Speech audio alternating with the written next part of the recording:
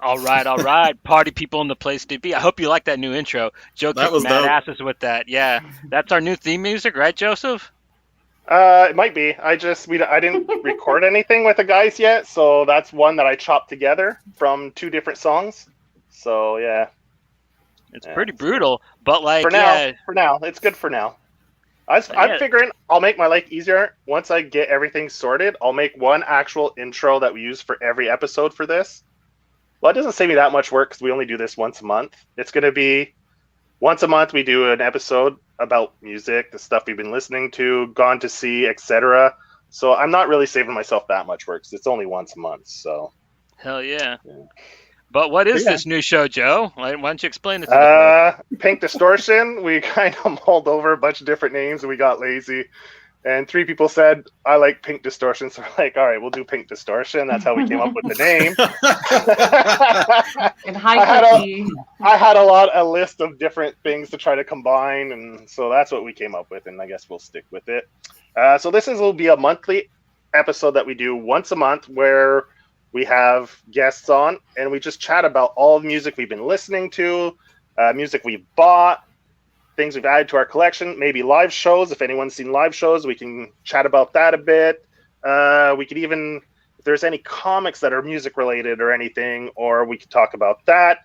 As long as it's about music or music related, we could touch on it on this show.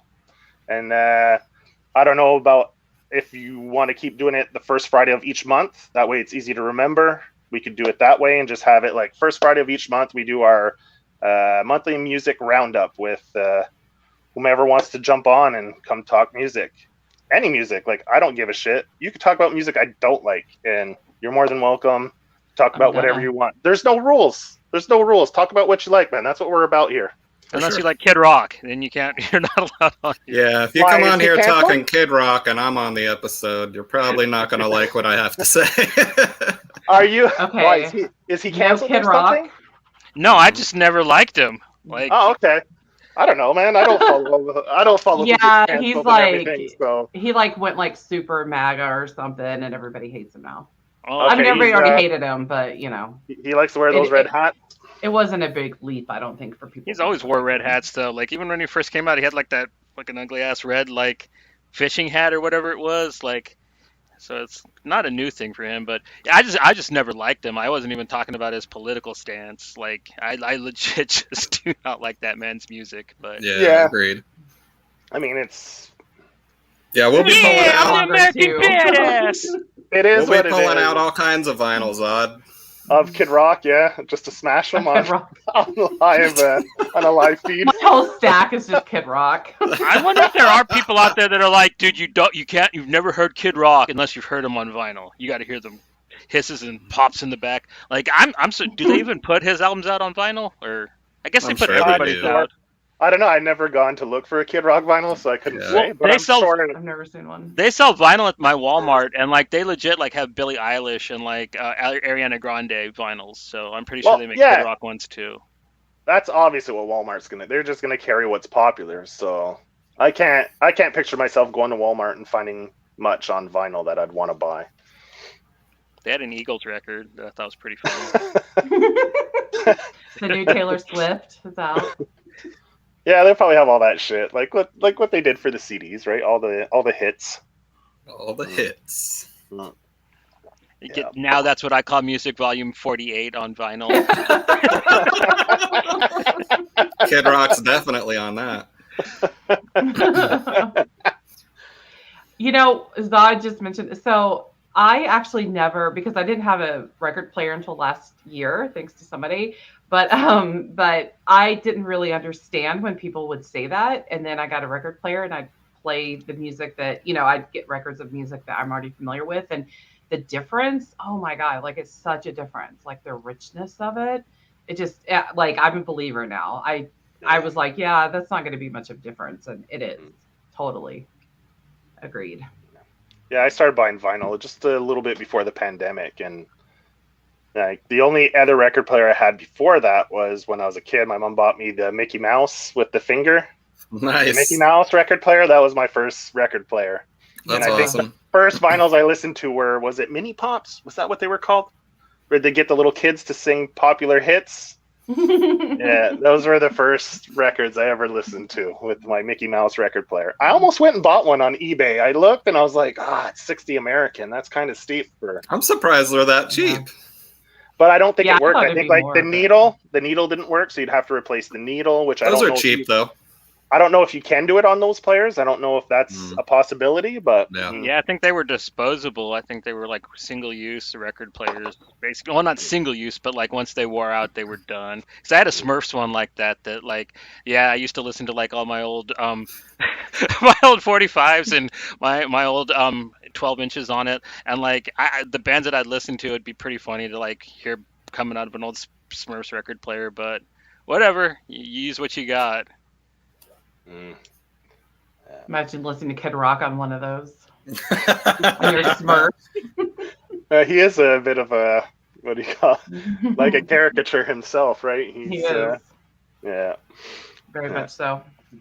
So, I don't know. You guys we can go around, introduce ourselves, and kind of give kind of a background of kind of what we listen to, where we're coming from, kind of what people call their musical DNA, what they talk about on like Twitter and all that when they make those posts where people mention bands and stuff that kind of describe their style or the type of music they like. So we'll go with you, Mel. We'll start with you. We'll see, put you on the spot. Yeah, so I feel like I'm a little bit all over the place with my musical taste. Like George Strait is like my man, like forever. But I grew up in rural Texas, so I grew up with some of that country. The good stuff though, not the stuff they have now. But yeah, so like some old school country I'm kind of into, especially that. But my main thing has always been kind of the 90s punk, like the Fat Records. A lot of Lagwagon changed my whole life when I was like 18. Sublime changed my whole life when I was 13. My only tattoo is actually Sublime. It's a Sublime tattoo. You got the sun? The sun? I have the Crying Sun that's in their Secondhand Smoke album after Brad Noel died. Yeah. So I took a road trip with my parents for 24 hours to see my sister get married. It was like in a Mormon temple, so I didn't get to see her. But we drove 24 hours and I listened to Secondhand Smoke for like that entire road trip on my CD Walkman. Mm-hmm. And then I just like stared at it. And it was after Brad died. And when I turned of age, I got the tattoo. So, well, I mean, that's when they really took off, right? Once he passed away, it was just catapulted because I think because that self-titled album just came out, and that was like a mainstream album. It was like the perfect storm, right? That album came out, which had a couple hits off it, and then I think that just snowball effect, and then everyone was into Sublime. But it's good summer music. I mean, you're having a beer on a cold day. Sublime's a decent band to listen to. Yeah. I listened to them so much for so many years. I can't. You know how you listen to like a band and they're still kind of like your core, but you can't listen to them as much anymore because you're just like the Doors are the same way for me. I'm like, okay, I cannot keep listening to the same, 20 songs over and over again my whole life. So you have to take a break and then go back to it. Do you like the Doors because of the Doors or because of the movie? Because of my dad. Okay. Like raised me like on 70s rock, and so I was very much a 70s rock child for years and years. So yeah, because I listened to the Doors quite a bit back in the day, but mainly because of the movie. The movie came out, I knew of them, I knew a few of their songs, and when after the movie, it was like I've never seen it. Doors, you haven't seen the Val Doors? Kilmer. No, I need to. He's great. Val Kilmer's great in that. That's definitely worth seeing. It's a good. It's very nicely shot. I mean, and the music's good in it, but it's not a very good movie. Like, if you know how it ends, like, you know what I mean? It's like the Passion of the Christ. Like maybe if Quentin Tarantino directed it and Jim Morrison lived and like killed the drug dealer instead or something, it'd be a little better. But I don't know. Like. Yeah. So that's pretty much I think my main thing is kind of like the punk, like the West Coast punk, and there's some emo thrown in there a little bit. That's a big punk scene, man. Yeah. The West Coast. I'm not really, getting into like new artists is really hard for me because I like to sing along. Yeah. But I'm trying. So I branched, which I'll talk about here in a little bit. But so I've been trying to branch out a little bit with some new music. Yeah. But Cool. then I turn back on like Saves the Day again. So. Hey, you gotta have your old favorites, right? There's nothing wrong with that. Yeah. All right, Fulci, we'll let you go next, man. I'm pretty much into like. I grew up with my parents listening to like Billy Joel and Bob Dylan, Zeppelin, all those classics.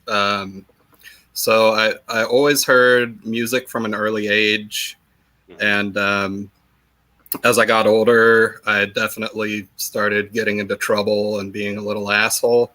So of course I was drawn to the punk rock scene. Hey Thierry, my cousin's in the chats. That's my cousin. Oh, right on. Joey cousin. Yeah. That's cool. Finally, someone from my family watched an episode. Let's see if they won't be here long. Like, what the fuck's this garbage? I disown you now. Well, I guess that's one way to get kicked out of your family if you don't like them. Make a really bad live stream show. They'll disown you. The good thing you didn't watch last Friday. Watch Fulci, just 2 hours of Fulci berating everyone. Yeah. Not me. Sorry to interrupt, Fulci. Oh, you're good. Yeah, I got involved in the local punk scene in my hometown. Started playing drums, went on tours with many awful bands, and yeah, I pretty much I don't know, I'm fucking old now, but most of my teenage up to my 20s was all devoted to that scene pretty much. So it's been a big part of my life, and yeah, it's pretty much all I got. Cool. You want to go next, Johnny, or do you want to go last? You want me to go next, or what's up? I'll go ahead and go since this is kind of your show. Right. Like, I'll let you handle it. So, All right. my origins are pretty similar to Fulci's, except for my parents were kind of more into hippie stuff, like a lot of Neil Young, a lot of Crosby, Stills and Nash, Simon and Garfunkel for me when I was a kid. I still love all that stuff, but when I started getting of age and started really listening to music for myself, it was during the big hit of the alternative days. So like my first like tapes and stuff that I had that were mine were like Smashing Pumpkins and Soundgarden. But not long after that, a few bands broke big. You'd have heard of them: Green Day, Offspring, and the Rancid. And after those, like I pretty much became a punk, and like that's where I stayed for like a decade until basically what's it called, the Norwegian death metal scene hit really big, and bands like Children of Bodom and At the Gates started busting out over here in Flames and stuff. The really guitar centric death metal, and like that, and then I kind of really got into metal there for a while. Got into backpack rap, right after high school is when this stuff all kind of hit in, and after then I kind of just think I listen to everything, but I still check out mostly punk and metal and hip hop, mostly on the backpack side of things. The nerd rap shit is like what I'm really into, and yeah, that's pretty much me. Cool. So like I mentioned before, I started with like mini pops and crap like that as a little kid, but I got exposed to a lot of 80s stuff because my sister is 6 years older than me, and she listened to tons of music. We had on CBC we had a video music show called the Video Hits, and she would record those and listen to it. So like I listened to like Billy Idol as a kid, a bunch of stuff like that. She listened to a lot of that stuff, a lot of 80s stuff, and she entered talent contests at school, so she'd make costumes and dance and sing in the living room. So I got exposed to a lot of 80s stuff my sister listened to as a kid, and then as I got a little older, I started getting my own stuff, but it was all like popular stuff, like embarrassed to say, like, let's say Milli Vanilli, Vanilla Ice, those are like the first cassettes I ever bought, right? When I was in like 6th grade, Oh, that's right. You used to listen to New Kids on the Block too, right? Yeah, my mom, that's what she bought me. One of my first cassettes was New Kids on the Block. So my mom bought me a stereo double deck tape deck for my room. And she bought me New Kids on the Block, and what was the other? She bought me 2 cassettes to go with it so I could listen to stuff. So, like, yeah, you know, like, parents don't know. They just buy you. They go into what's popular. New Kids on the Block. All right, I'm buying that for my son. Like, you know, whatever. Remember Crisscross? Yeah. Jump. They were Yeah. badass, dude. I had that cassette tape. New Kids So- was my first concert in 1989. So early on, it was a lot of stuff like that. Then when CDs started coming out, I started buying like my own music. So not unlike Johnny, a lot of alternative stuff like Stone Temple Pilots, you know, stuff like that. But at the same time, I was starting to listen to punk music. Like Pennywise's first album just came out in the early 90s.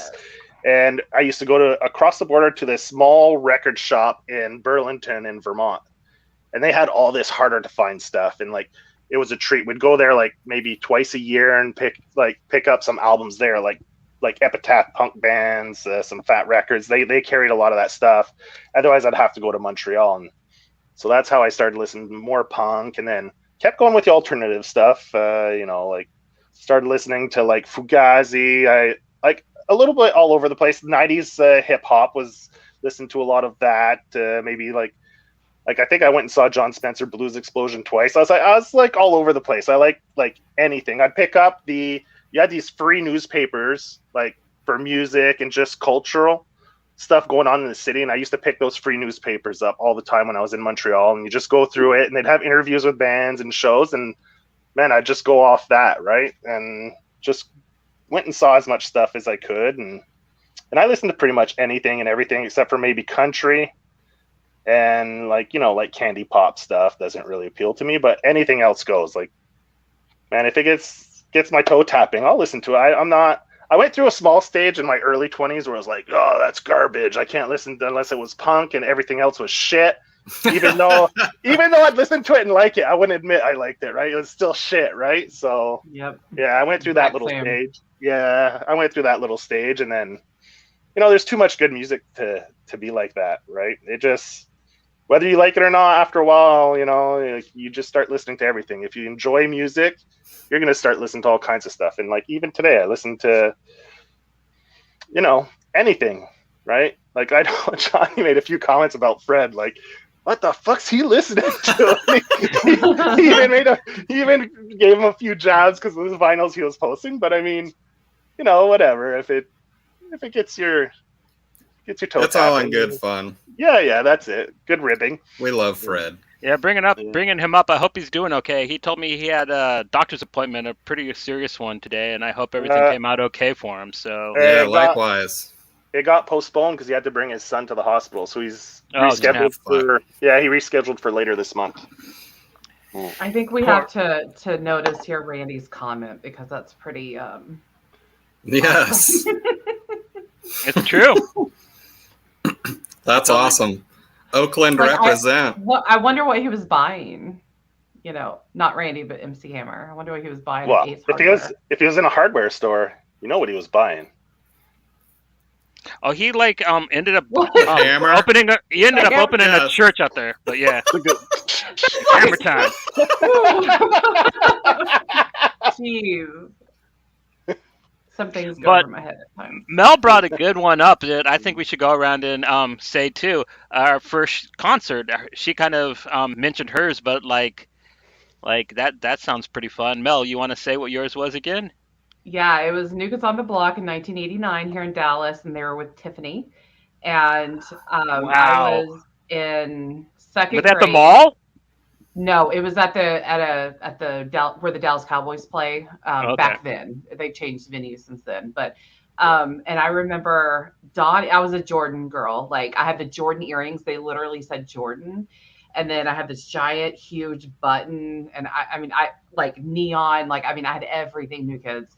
My watch. God, I wish I still had all of that. But and I remember being in second grade, and Donnie Wahlberg came out on the stage, and it said "Drugs suck." And I was like, wow, like he's so bad. Like he is so bad. He would do Total And- outlaw right there. That's right. And then he had the whole audience like pledge that we're never going to do drugs, and it was kind of like a Christian like revivalist thing where like you're in the audience and you're like, oh my god, like I want to be saved, like you just kind of you get into it, and like I remember just everyone in this huge audience being like, we're never going to do drugs in our life, and yeah, it was a holy experience there, so That's amazing. it's very memorable. Yeah. How old were you? Just wondering. Second grade, I was like 8. Yeah. Hey, that Yeah, sounds about and right. it's such yeah. a vivid memory for me. So, yep. But yeah, my walls were definitely covered, and I still have the dolls though. I still do have those. Now with the reunions, maybe they're like worth something. I don't know. But they're back, so new kids will never die. Are they back again? Wow. They came back again. They just went on tour a couple of months ago. They were back. I looked at the prices. I mean, it's kind of like the Blink-182 prices. Like, I'm not paying $400 to sit in nosebleeds to see a band. There's no way. What? And that's Yeah, like Blink initial, not resale? I mean, probably. Okay. Because you get, they suck up the tickets so fast. Yeah, there's You have that to go whole to StubHub controversy. or whatever, Yeah. So. They With have the their surge whatever. pricing or whatever it's called, the surge pricing? Yeah. Yeah. So anyway, that was my first concert, and I have never done drugs to this day because of Donnie Wahlberg. You hanging tough? You got I the don't right know. stuff, Mel. You got I the don't right know. stuff. I don't know. Damn it. I don't know if I detect a lie in that comment or not. Anyway, Look at Fulci's face. I don't know if the needles on the lie detector are going crazy right now. Straight edge to the max. Why would you lie to Donnie? Like that's just the ultimate sacrilege. I Yeah, know he didn't lie to us. definitely burning in hell. Yeah. So how about you, Fulci, man? What was your first concert? Like big concert or the first live music I ever went and saw? Let's say like an actual professional band. I want to say the first, I guess, professional, bigger setting was, I want to say it was Quicksand and the Deftones. Holy fuck, that's a good show. That's a Really good good show. first show, man. I want to say that was Wow. 97? What? Your first show was in 98? 97? Holy shit. How'd you get you? Oh my gosh, like that surprises me. But you went to like Wow. other shows, and like Yeah, the yeah, like local- small- Oh, Smaller yeah, things and my stuff. first Yeah, yeah. my first live music was some shitty local bands that I wouldn't even be able to name because Yeah.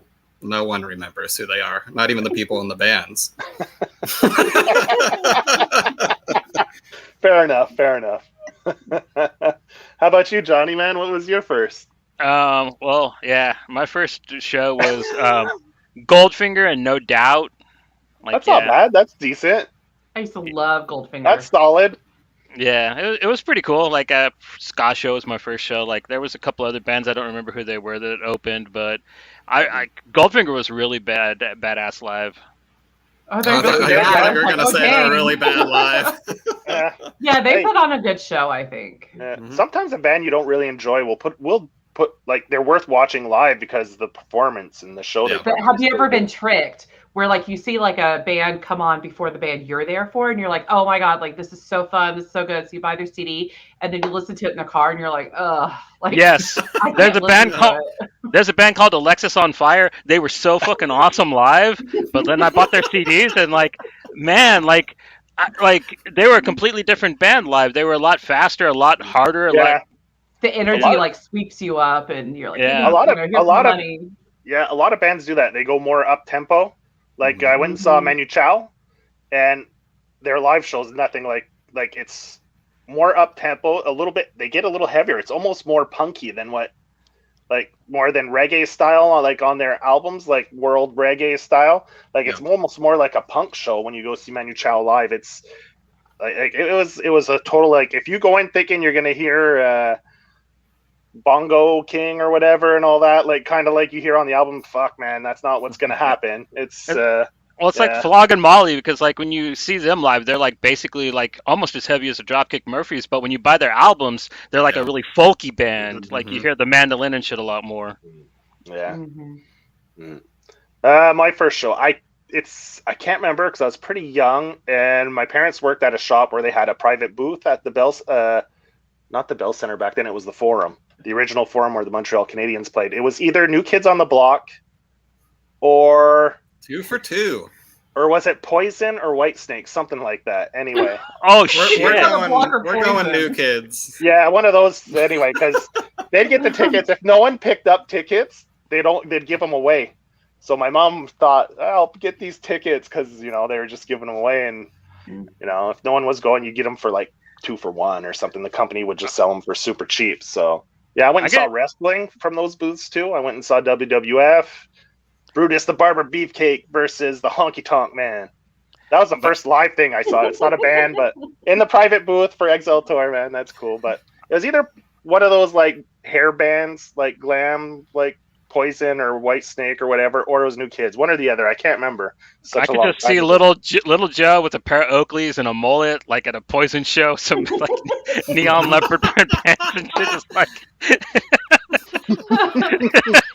Y'all, I love me some Poison. I can't lie. Like even like more like current stuff. I mean, with Bret Michaels, like I don't know. I'm such a sucker for that. No, I think it might have been New Kids because I remember when we went to the Poison thing, I think I was starting to listen to more of my own music, and my mom was so disappointed because I was being a fucking bratty teenager. I was like, this fucking sucks. Fucking. And my mom was like, I feel so bad now. Like my mom was trying to do something nice and I couldn't stop. I just sat there and complained the whole time about how much it was horrible and it sucked. So I think it was New Kids on the Block, the first band I went and saw. Yeah. Yeah. Hey, they put on a decent show though. I gotta say, New Kids, man. Yeah, I've never seen a boy band. So. Yeah, they had their routine down, man. They had their dances, their moves. Were they kick stepping and time and shit? Donnie had the ripped jeans with the plaid shirt tied around his waist. Oh yeah. With the white T-shirt. Yeah. Yep. Bad boy of the band. Yeah. Yep. Did he make you swear not to do drugs? Yeah. They probably had the same shtick. I don't know. It was. I would have to imagine. Yeah. Yeah. I mean, their target audience is like kids under 13, right? So you can't really go out and party your asses off and get high and drunk and right. Parents will be Shooting like, heroin on what stage. The fuck? Yeah, exactly. Parents will be like, what the fuck is this? Right. They should have went on tour with Poison. So that's mine, man. Very unmemorable as the first one. But I'm really fucking Fulci's first one. Quicksand.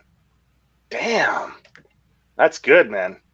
I discovered Quicksand from watching Jon Stewart when he had a late show on NBC or something like that. And I think that's how I found out about Helmet. I saw Helmet there, so I started listening to some Helmet. That show got me onto a lot of he had some decent musical guests on there. Yeah. Yeah. And then when he found out he got canceled, the last 2 weeks of his show were fucking awesome. He didn't give a shit anymore. All the sketches he did were the last 2 weeks of Jon Stewart's late night show were like best late night television I'd ever seen. It was awesome. Yeah. Was that the same show that was on MTV down here? Because that was a pretty good show. I don't know. It was on network television, so I don't think so. I don't think network would let air simultaneously on MTV.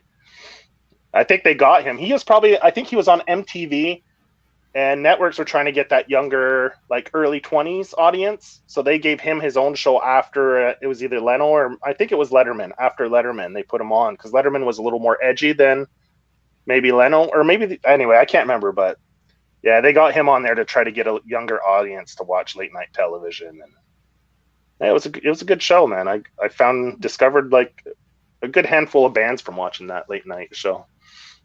There was a show, and I've tried to rack my brain. I've tried to look it up because I don't remember what it was, but I remember really, really late on Saturday nights, 1 o'clock, 2 o'clock in the morning on a Christian channel.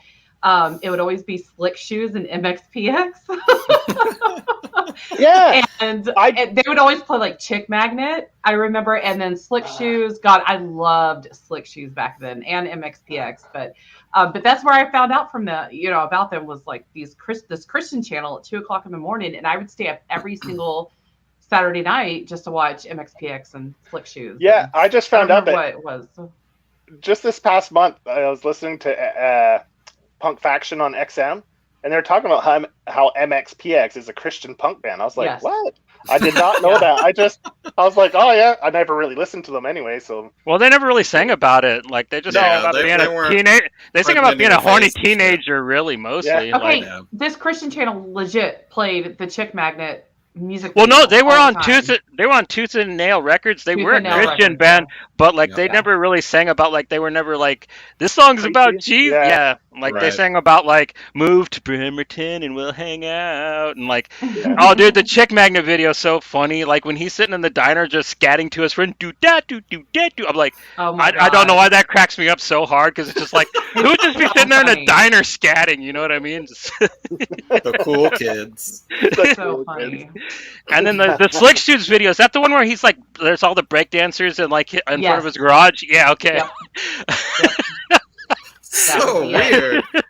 I haven't listened to them in so long now. I MXPX, I don't think I could ever like revisit. It's just but Slick Shoes, I still have would Life in revisit General, the now. album with like the cartoon album with the nerd with the in the headlock with the jock. I still have that record somewhere. I remember that record not being that bad.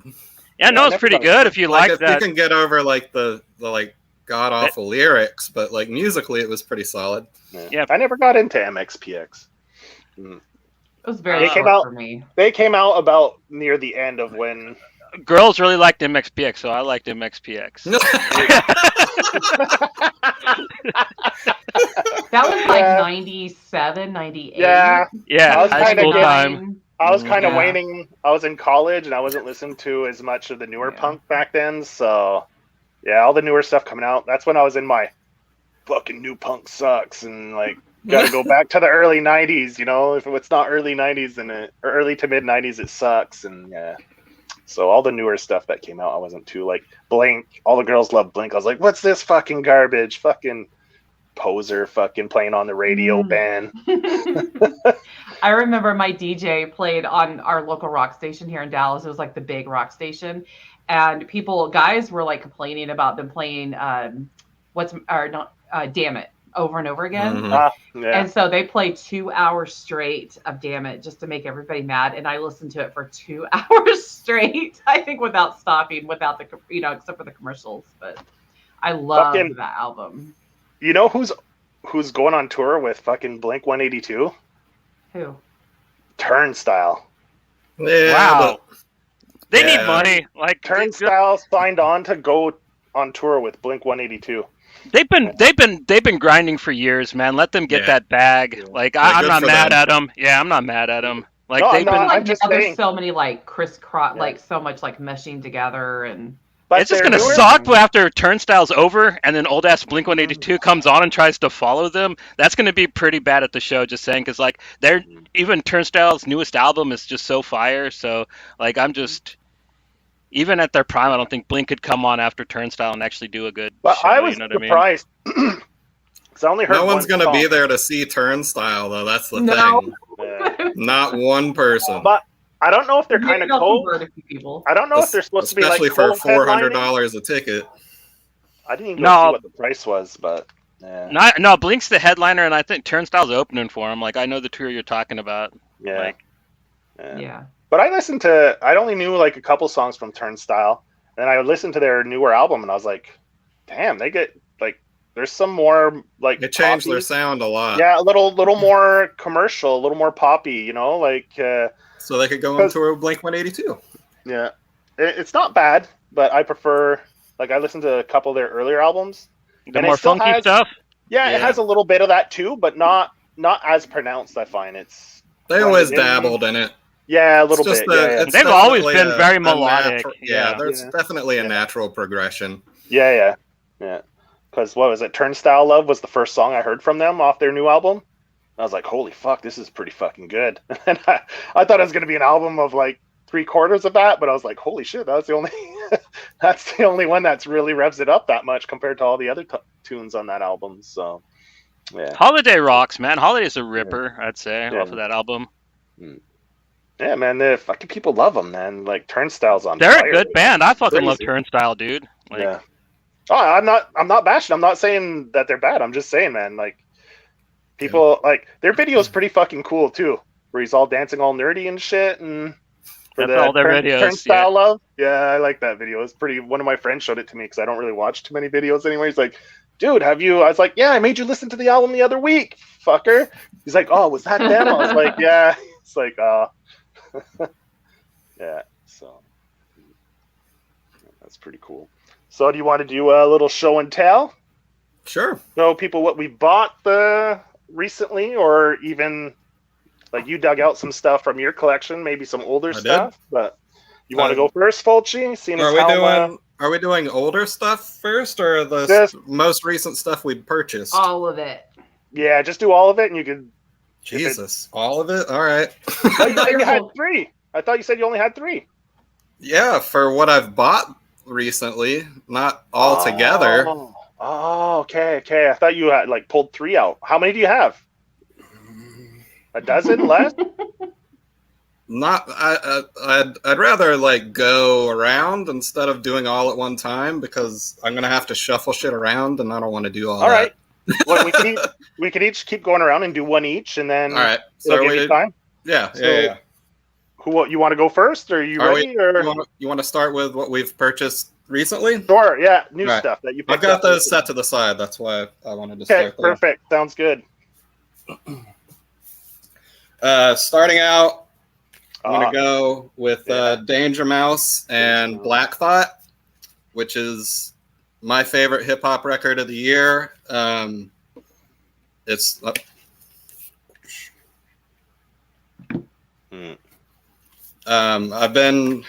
think the first time I heard Danger Mouse's production was on the album he did with MF Doom. Okay.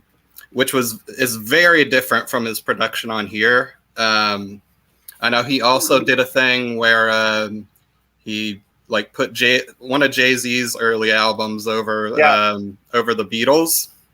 Yeah, that's the one I know. Yeah, that's where I first saw him. Like December 4th is my favorite. Yeah, the Danger Mouse version of December 4th is my favorite all-time Jay-Z song. Like that song kills. Love it. I don't even like Jay-Z because I like Nas. So, but that album was pretty dope just because of Danger Mouse's production for sure.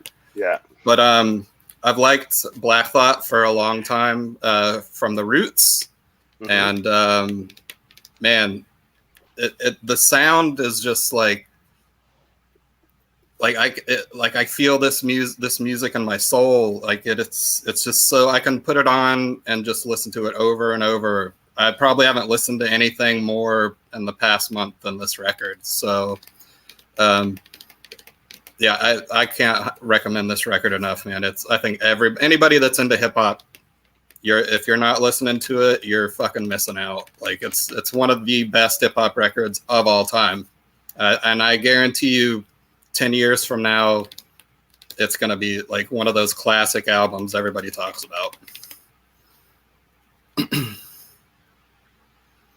Why the fuck is everybody just staring at me? I was actually reading the comment that just popped up. Oh, my bad.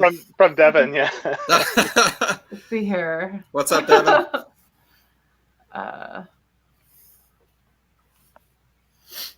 But they broke up. Aww. Yeah, that's cool.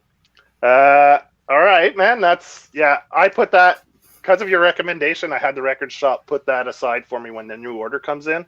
So I'll be adding that to my collection as well. Yeah, man, you won't be disappointed. I promise.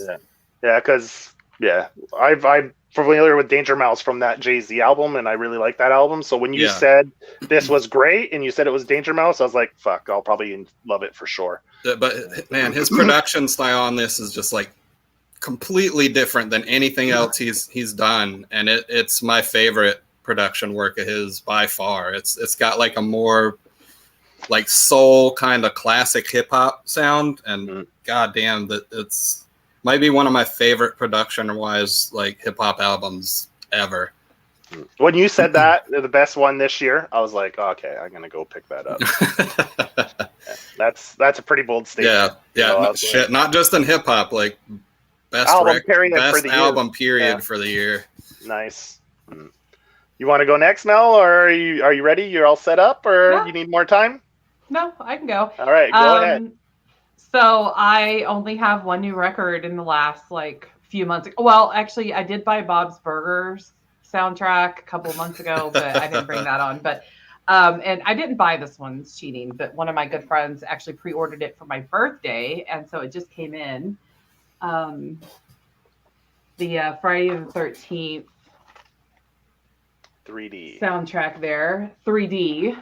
So it's pretty cool. My favorite Friday the 13th sequel, and I have the book, I have the VHS, I have the Blu-rays, I have like everything now. So now you have vinyl, yeah, awesome. And yeah, it's gorgeous. So I'm pretty excited about it. I haven't put it on yet. I was going to put it on last night, and I worked late, so I didn't. But sounds like the friend that bought you that knows you pretty well, then helping you complete your collection of yes, Friday the 13th 3D.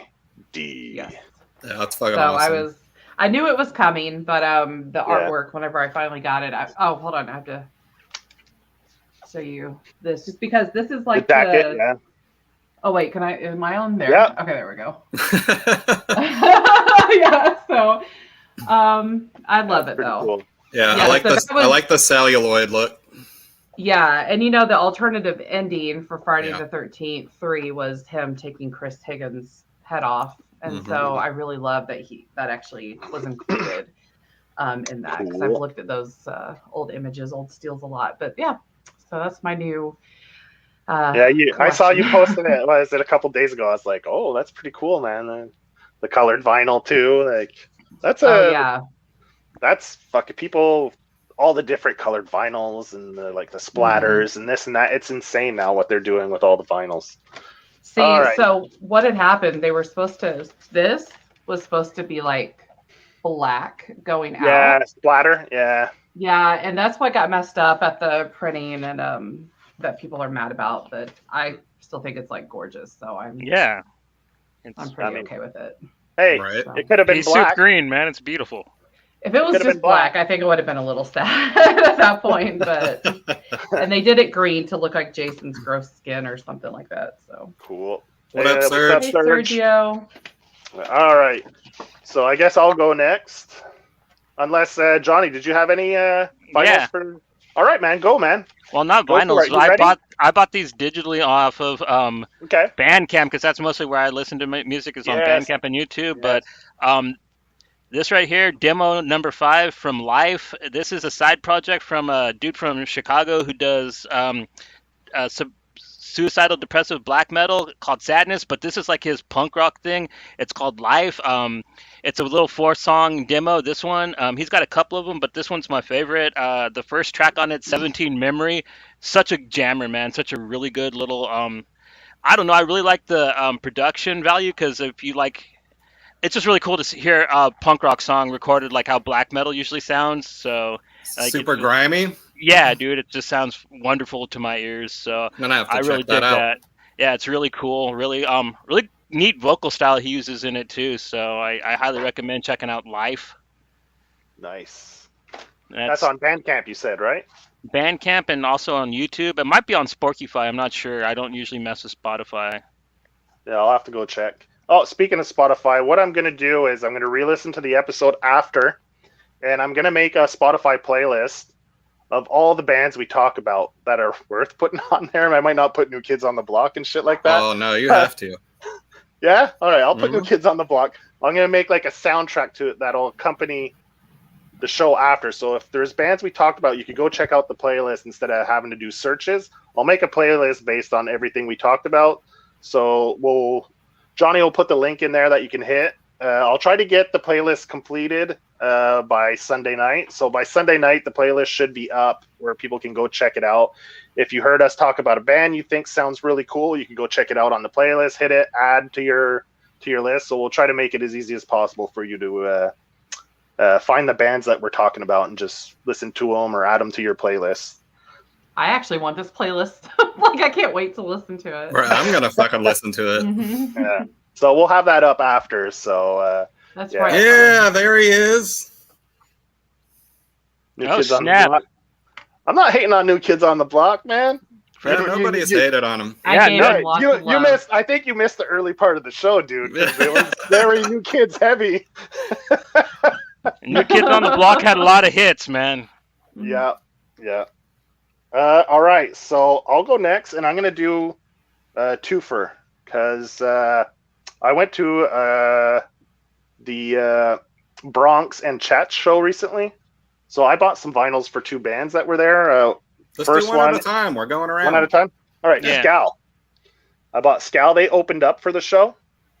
It's a California band fronted by Kate Moss or Cat Moss. Anyway, and this was the second pressing of their vinyl, and it's pink and Ooh. yellow. Creamsicle. Nice. That's Yeah. beautiful. Yeah, I Pink like and that. yellow. Pretty cool. It's a 300 copy pressing. You can find that at Revolution Records or Revolution. It's sold out. It's sold out already. Don't look for it. Well, I don't know. Yeah, I it's haven't gone back to guaranteed. look. So it might not be. But man, they opened the show and they fucking killed it, man. And I listened to them on Spotify, but after I went and saw the show, and they impressed me so much. I went out and ordered it. I don't like ordering stuff online because shipping costs a lot to Canada, but I caved and ordered it because they really put on a good live show. So They got a rad sound. I liked what I heard. kudos. Yeah, it's a. What would you say their sound is? Throwback to they kind of want to throw back to 80s American hardcore, but with some pop punk influences, with the Yeah. guitar riffage a little bit, like some 90s pop punk in there a little bit. But you probably couldn't tell that a girl sings for the band. I mean, she growls really well. Yeah, that's what I did. Pat, I was like, Pat, my wife. I was like, I put it on. I was like, so tell me what you think of this band. So I started playing it, and I was like, so she's like, yeah, it's okay. You know, it's not bad. I was like, what do you think of the singer? She's like, oh, he's pretty good. I was like, it's not a he.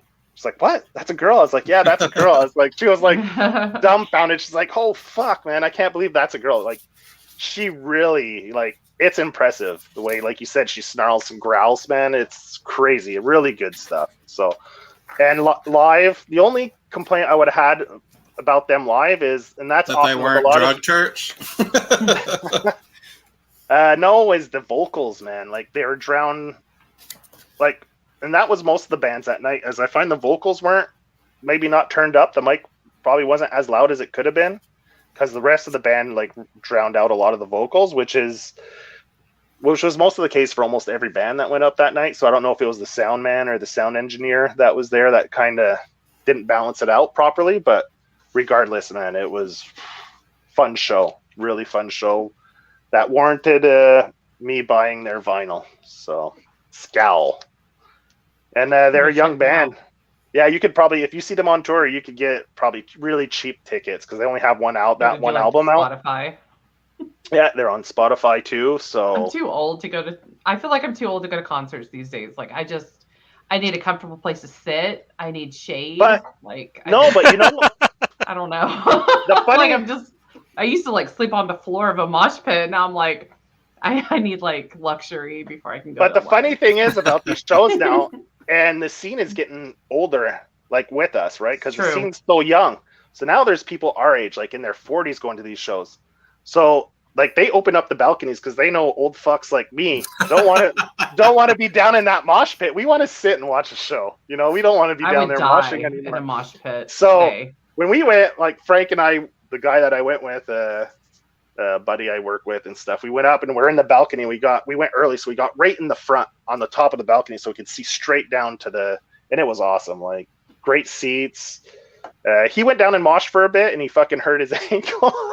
I was like, dude, Fred knows what's up. you're getting too old, man. He was like, yeah, I know, I shouldn't have done it. He's like, but after 4 beers, you know, you don't. So. Okay, Yeah. so Joey's cousin He said that he's into European folk metal, and I was just wondering if you have like a couple of bands that you would actually recommend because I wanna check that out. So if you have any bands that Einsforum you wanna, is a pretty good one. You never heard what them? is? Einsforum? I knew you'd probably have one too. Sounds like Yeah. a very Johnny thing. Yeah, Johnny's a wealth of like, Knowledge on everything. obscure, a lot of obscure things that you wouldn't know about Johnny, man. He'd be like, yeah, I've heard of them. Fucking right away, like without, and he'll tell you their whole history. And so, man, if you want, just go find him on social media and pick his brain. He'll hate me for saying that because now I'm gonna have a lot of people maybe go bother him. And He leaves. sorry, Johnny. Yes, I. But yeah, man, he's a wealth of knowledge, Johnny. It's amazing. Like, comics, music, like it's. Well, I mean, if you love that stuff, it's just normal, right? Especially if you grew up with both of them, you know what I mean? Like, Right. like lifelong obsessions with me. So Which kind of like why we're doing this show. hell yeah. We talk about, like on the Discord, we talked about music a lot and stuff, probably almost as much as comics a lot of the times. So I was like, why not do a show once a month? And there you go. I wrote that down, his suggestion. So Napalm Records. check that down. Okay. I'm trying to expand, my Your my range. collection. But you know what? So he's talking about stuff like Candlemass and yeah, I know the bands he's talking about. Good stuff.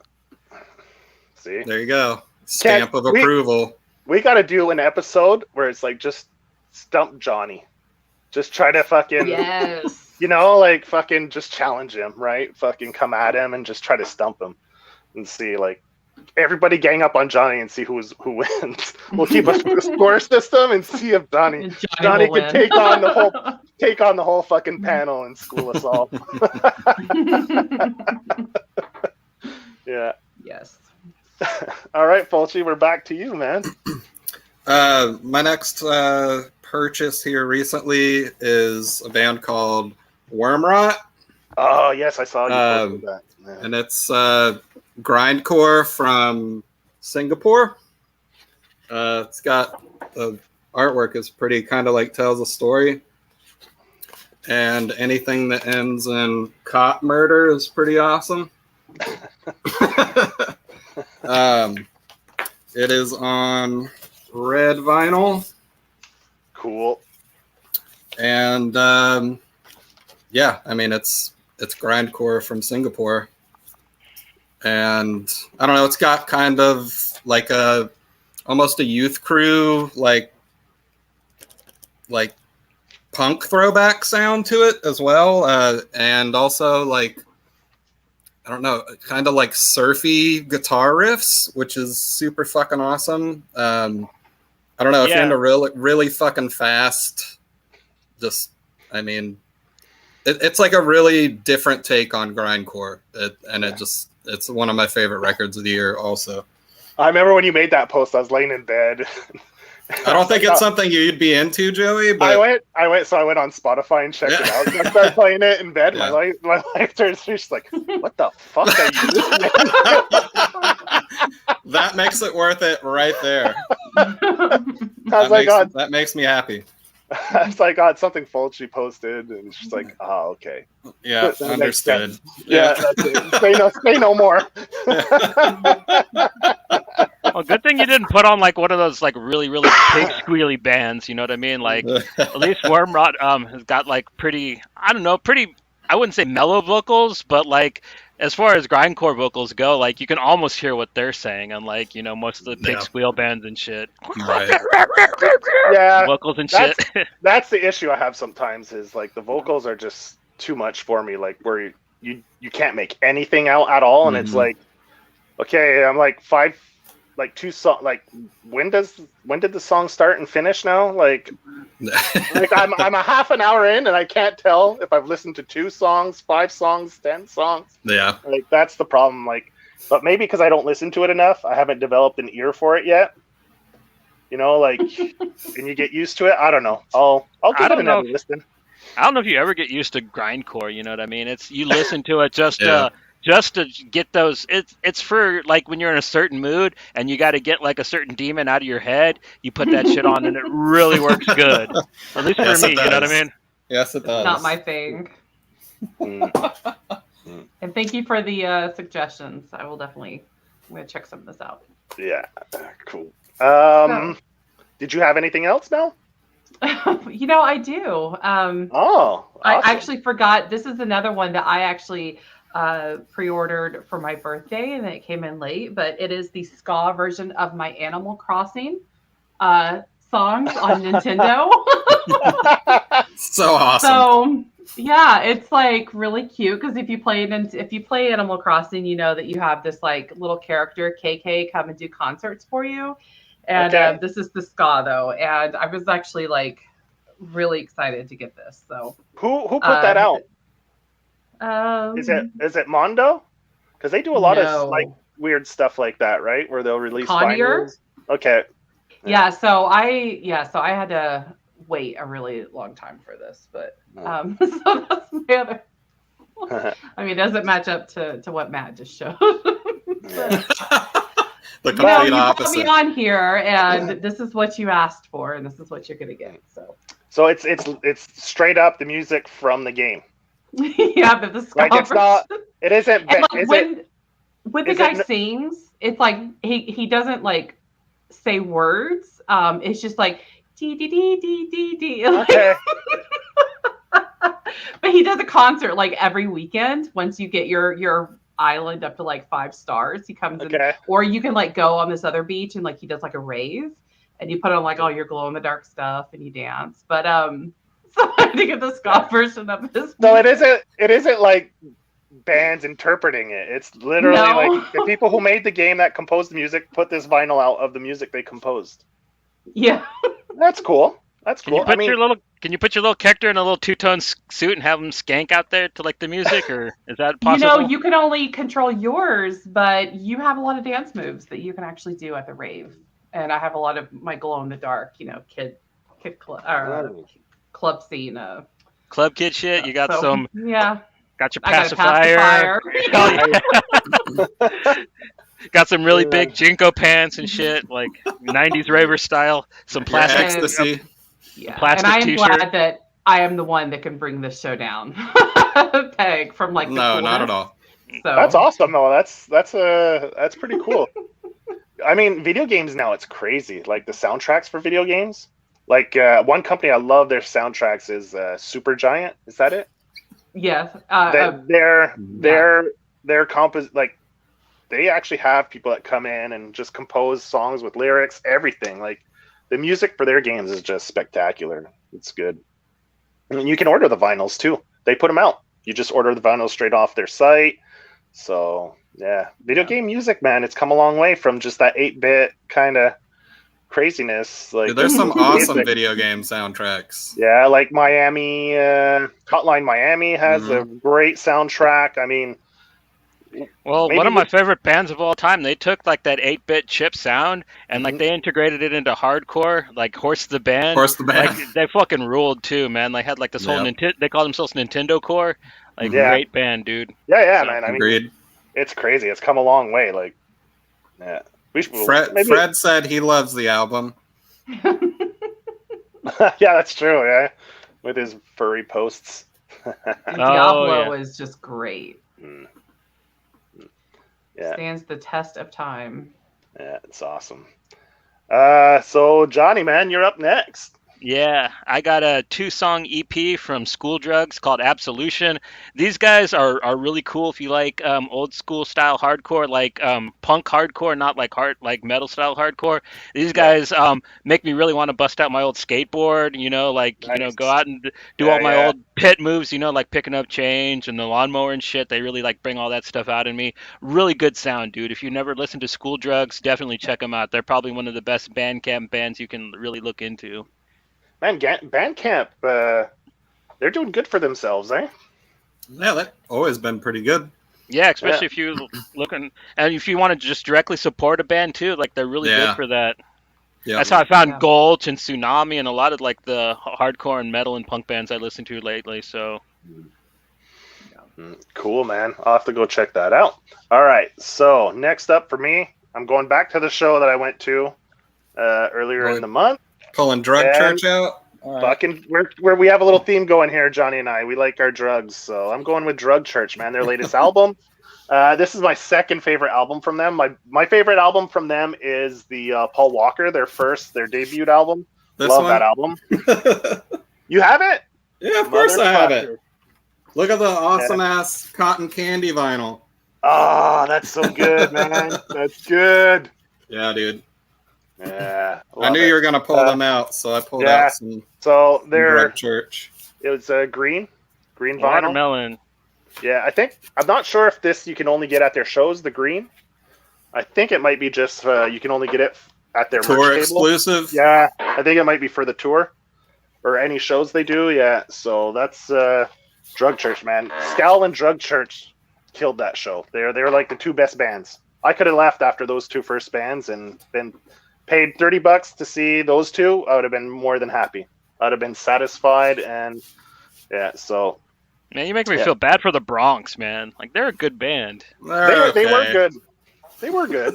I mean, he went down into the crowd, man. He did 3 songs in the mosh pit with the crowd. That was fucking awesome. That was really cool to see, and yeah. Probably reminded him of back in the day when he did shows when there weren't stages, like a lot of the punk shows I've been to, where the band's just down there on the floor with us. Yeah. Back in the smaller shows where they didn't have security guys with a barrier, and they didn't have a stage at some of the VFW halls I've seen shows at, dude. Like, you were right there. They were right there in front of you, man. Like, so. I knew you were gonna pull Drug Church shit out, so I pulled out another one of their records just because I wanted to show off how cool it looks. Like, it's whoops, Why me? That's which album it is, but the vinyl on this thing is fucking awesome. Is that Connie? Oh shit, man! Look at that! Oh wow! Wow! Yeah. Oh, that's Spud McKenzie, cool. Dude. That's Spud McKenzie. That's so awesome. All right. Is that just the regular one, or is it like a limited pressing? Or I'm pretty sure it was a limited pressing, but I mean, I don't know what other versions they put out, but I've always thought that was one of the coolest ones I've ever seen. That is a really nice. That's very cool. Nice fucking vinyl, man. Woo! Yeah, you're making me jealous now. That was the point. Yeah. Just because you tried. Hey, whatever, man. As long as Drug Church's getting some money, then that's what counts, right? You got to see him Keep live, and I didn't get to go see him live, so Yeah. I think you're the winner here. The buddy I went with, he's the one who's in a band, and he was like, fuck. He was like impressed with their sound. He's like, their sound, like the guitars and everything. He's like, fuck. He's like, the sound was amazing. He was like blown away by how good they sounded. So yeah. So man, go see Drug Church if you get the chance. Fuck yeah. Definitely worth it. Good show. Yeah. Go buy all their records. They're all fucking good. Yeah. Well, I think you can only Paul Walker you can't get anymore. That's pretty much. Well, I mean, buy their music. Yeah, or go listen to it on Spotify or whatever, but yeah. You're hot, Fred. Yeah, Fred's sexy. In The his fucking furry outfit. hottest. Yeah. Especially when he talks about hobbits, man. He gets... Fred will probably be making it on one of the episodes there. Yeah, when we do our review of Rings of Power, he's going to be on with us for his Hobbit love. Yeah, he loves fantasy, right? Yeah, specifically the Hobbit, man. He loves that Lord of the Rings shit. Fred is my fantasy. We should do just a hate episode where we'll have Fred on talk about fucking hobbits. Just a hot take episode? Yeah, we'll have Fulci come on talk about Star Wars and just like fucking hate. We'll call it the hate episode. Fucking hate. Yeah, just spread the anger, man. So did that count as a your turn? No, I just wanted to piss you off. And, all right. Yeah, that was So I mean, I can show off more Drug Church records if you want. I've got I've got, I think, 2 more 7-inches and 2 more. Okay, you have some full 7 lengths. inches. Okay, yeah, because they have 2 more full lengths there. Yeah, I'm not gonna dig them out. I won't punish you that much, Chewy. There you go. Well, I can get 2 of their other ones, so that's not so bad. Yeah. The next thing I've recently purchased is a compilation called Sellout Songs. And hold on, I'm just gonna kind of put the track list up there. Hopefully you can see it, so I don't have to read it all off. Can you guys read those? Yeah. Okay. I want the album. That's cool. Who put that out? It was put out by Major Label Records. It's like super, like, I don't know. The only reason I bought it was because Andrew Jackson Jihad is covering At the Drive-In, and Murder by Death is covering a Thursday song. Okay. And I just saw a Murder by Death post that they had like 50 of them left or something, so I went and bought one. Oh, and shit. Yeah. So probably not going to get that one either. What does the Andrew Jackson Jihad At the Drive-In song sound like, dude? Because I'm just imagining what that could possibly sound like. It is not what you would think. It's like you can definitely tell it's Andrew Jackson Jihad, but it's like they put like kind of a distortion effect on it, and it's like one of my favorite songs off of In Casino Out. So okay, yeah. It's interesting, man. It's probably the most different Andrew Jackson Jihad song you'll ever hear. It's on kind of like a gray, kind of splattered. Okay, smoke, like yeah, smoke. Yeah. But it's a fun little cover album. I mean, it's called Sellout Songs, and I think it's funny that all the songs on here are by like not very well-known bands when they blew up or whatever. Yeah. So I don't know. There's definitely some surprises that I like a lot more than I thought I would. So it was definitely worth the pickup, in my opinion. Very cool. So do you have any more video game music there, Val? I don't have any new. I mean, like I have like albums I pulled, but I don't have any more that I just bought. Just bought? Well, if you pulled something, show it off, man. Let's see it.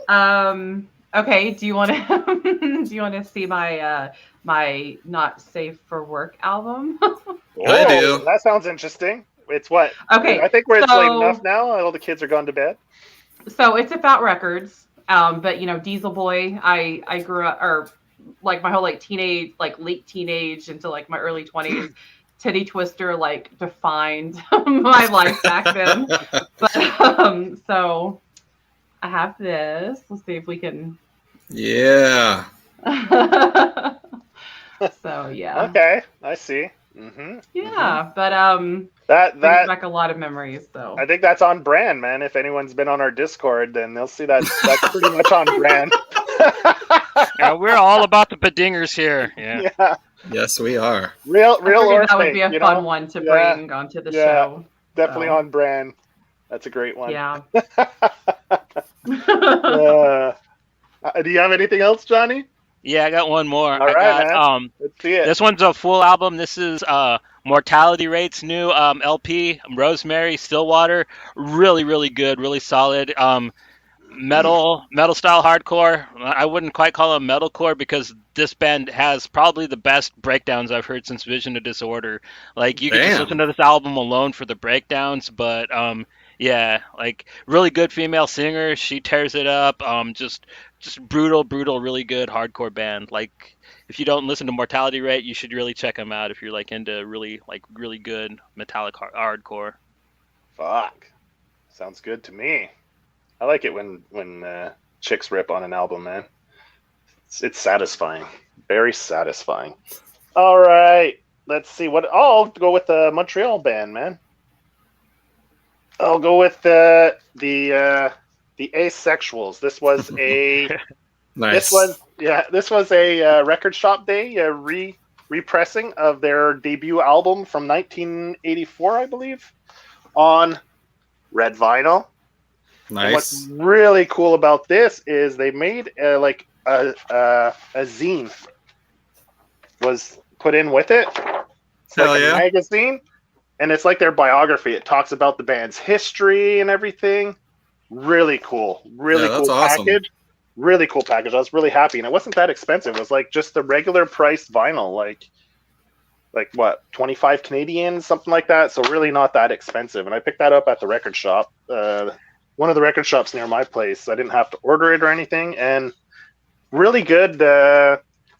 Definitely has that like 80s punk, man, sound, like what you hear. So if you're into like 80s punk, man, go pick up the Asexuals. It's a Montreal band, and I didn't really know about them till recently, sadly, like right in my backyard, and only found out about them this year. So it was actually a recommendation from Jason. What's his name? What's his Twitter handle? Sal, the real Sal Buscema or something like that. Anyway, he's into like all 90s hardcore shit, and he has a Substack that I signed up to where he reviews. He takes 25 albums and he does like quick one paragraph, like 3-4 line, just quick reviews of all these 25 bands. And it's all like mostly all 90s hardcore punk stuff because he's an old head. And he did an Asexuals, but one of their later ones, and he's like, "Yeah, don't listen to that one. Go get their early stuff." And yeah, so I went and I always listen to the bands on Spotify first to see if it's something I'd want to have on vinyl. So that's what I usually do. I'll go check them out on Spotify, and if it really hits home, then I'll search it out on vinyl. So that one's a great album, and I was really happy to pick that one up. So right back down to you, Fulci. All right. This is my last one that I've purchased recently. I think it's just straight black vinyl, so I'm not going to show that off. But it's Habak. The artwork is fucking dope, though, if you can see it. It looks like some Junji Ito. Yeah. In the back, kind of. I wish it was gatefold so I could open it up and form the whole Just thing. right up. But Okay, yeah. It follows. The image follows from front to back. Yeah. But also female fronted. They're from Mexico, and they play.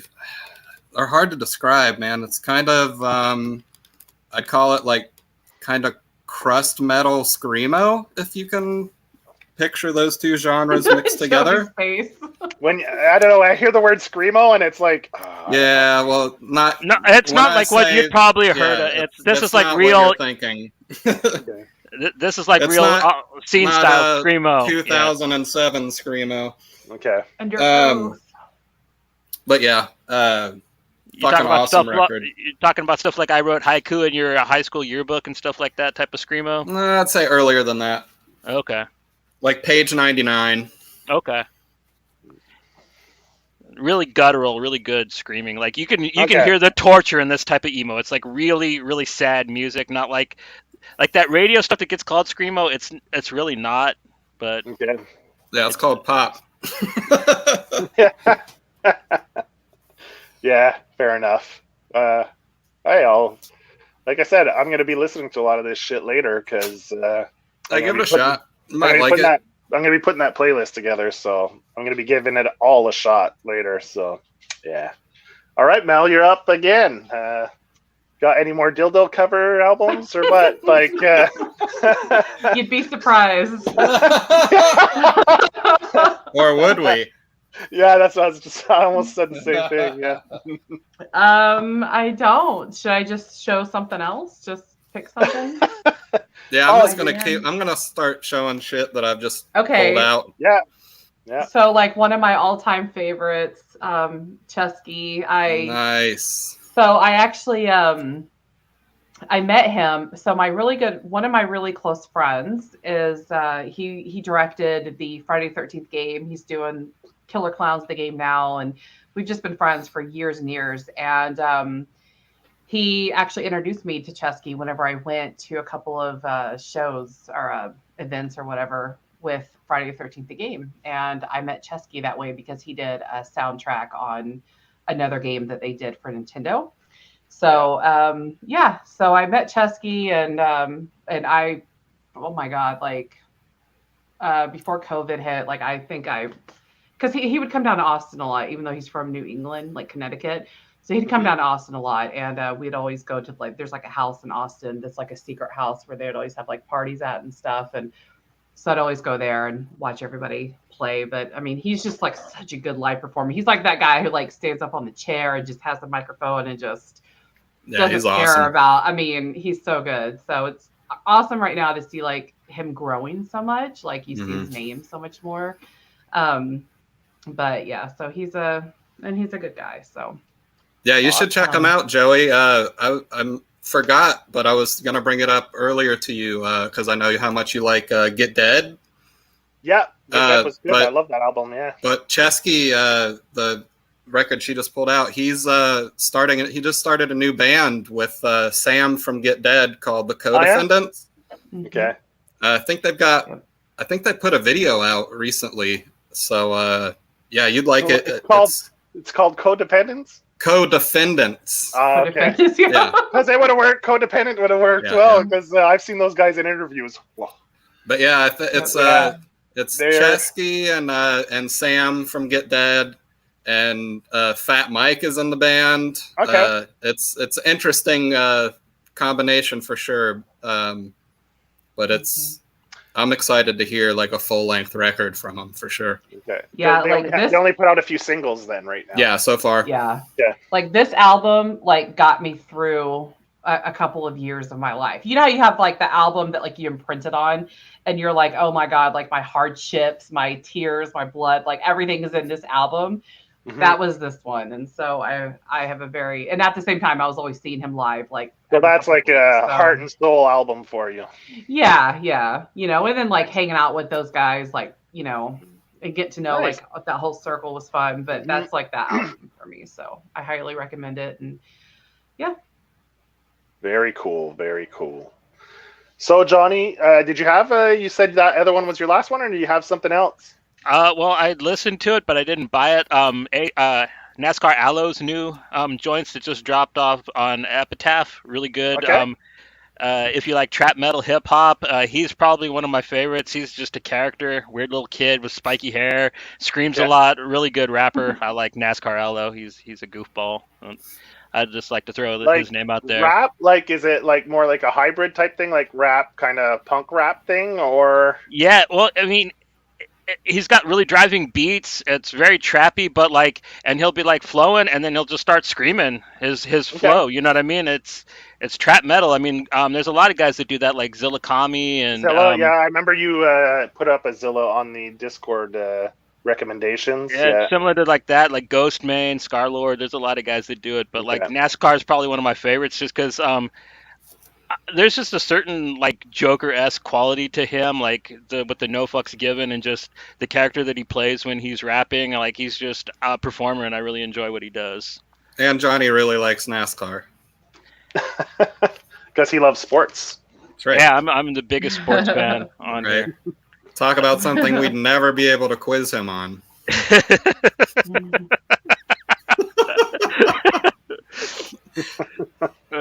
All right, so vinyl I bought this month was I went back to the well from back in the 90s when I used to listen to Ministry. Love this album.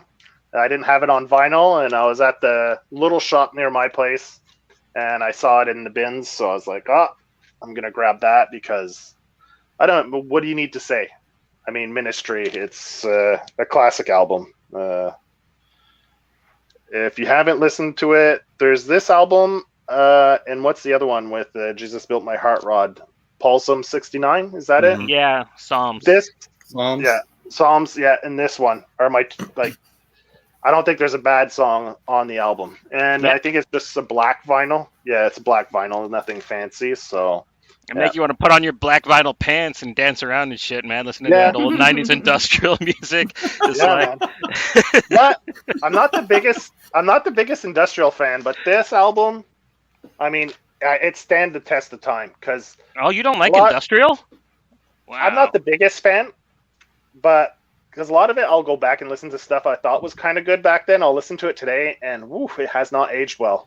But like what? I was never the biggest fan of KMFDM, but I thought they had a What? few good jams. You're And off the show, man. fuck. I never. One of my buddies, that's his favorite band, and he would suck all their dicks if he could. So would And- Johnny. So yeah, like maybe it's just because he was too into him that it turned me off. I don't know.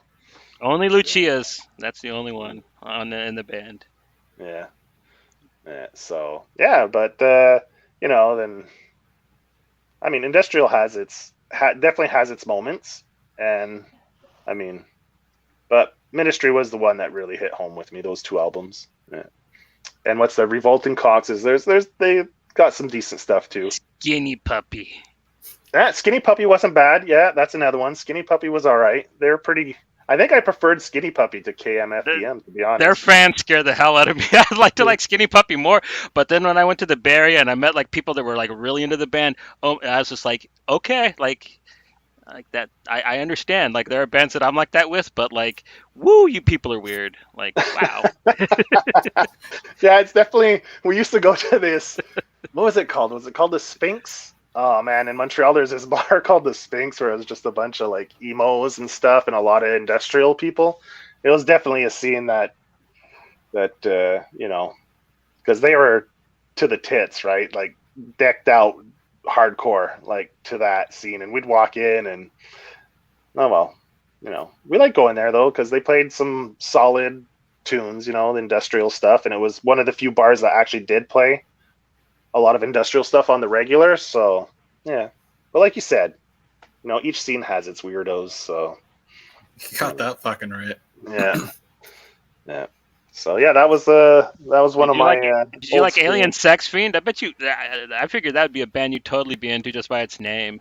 Alien Sex Fiend. I don't know if I've ever listened to them. I'd have to. You will now. You have to look them up now. Yeah. Yeah, I'm gonna have to now. Yeah. Any song in particular? Man, I can't even remember. I haven't listened to them since the '90s, but yeah, like they were like a legit like one of those bands that were like all into the drum beats and shit. Yeah. Then you had like other adjacent bands that came out and borrowed from the whole industrial sound. So yeah. Like 9 Inch Nails was adjacent. I wouldn't call them industrial, but he had some influence. They were pop industrial. Yeah, that's what I mean. Like after Ministry and all that stuff, then you got a lot of poppier, like industrial influenced music that came out, like Marilyn Manson. I guess you could kind of throw him in the mix with 9 Inch Nails, and there's a couple other bands at the time that got a lot of airtime on the radio. But yeah.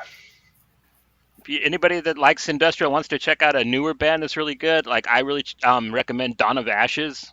Looking sweet band. Like they kind of had a black metal like era there for a while, but they're back to doing industrial with like all the techno shit again. Really, really solid, really just evil ass band, dude. Dawn of Ashes rules. Cool. All right, Fulci, man, what you got? I just pulled this one out. I hadn't listened to it for, I don't know, probably a couple months, but Aesop Rock, Oh, The hell Impossible yeah. Okay. Kid. Okay. All right, he's my favorite rapper, and just, I don't know. If you like Aesop Rock, you do. I can definitely see him being only for certain people because his wordplay is really hard to decipher. But I tried. It is not for me at Yeah. all. I did try though. But Is he the one who does Black and Yellow? Is that him? no. No. No, I Okay. don't think so. I don't know. I think the last song of his we shared on Discord was the one about the frog. Go Larry, Long-Legged Larry. go Larry. Yeah. That kid song he put out. That song is fucking awesome though, dude. Yeah, that's fun. So you'd say that's his best album? No. I'd say it's his most accessible album.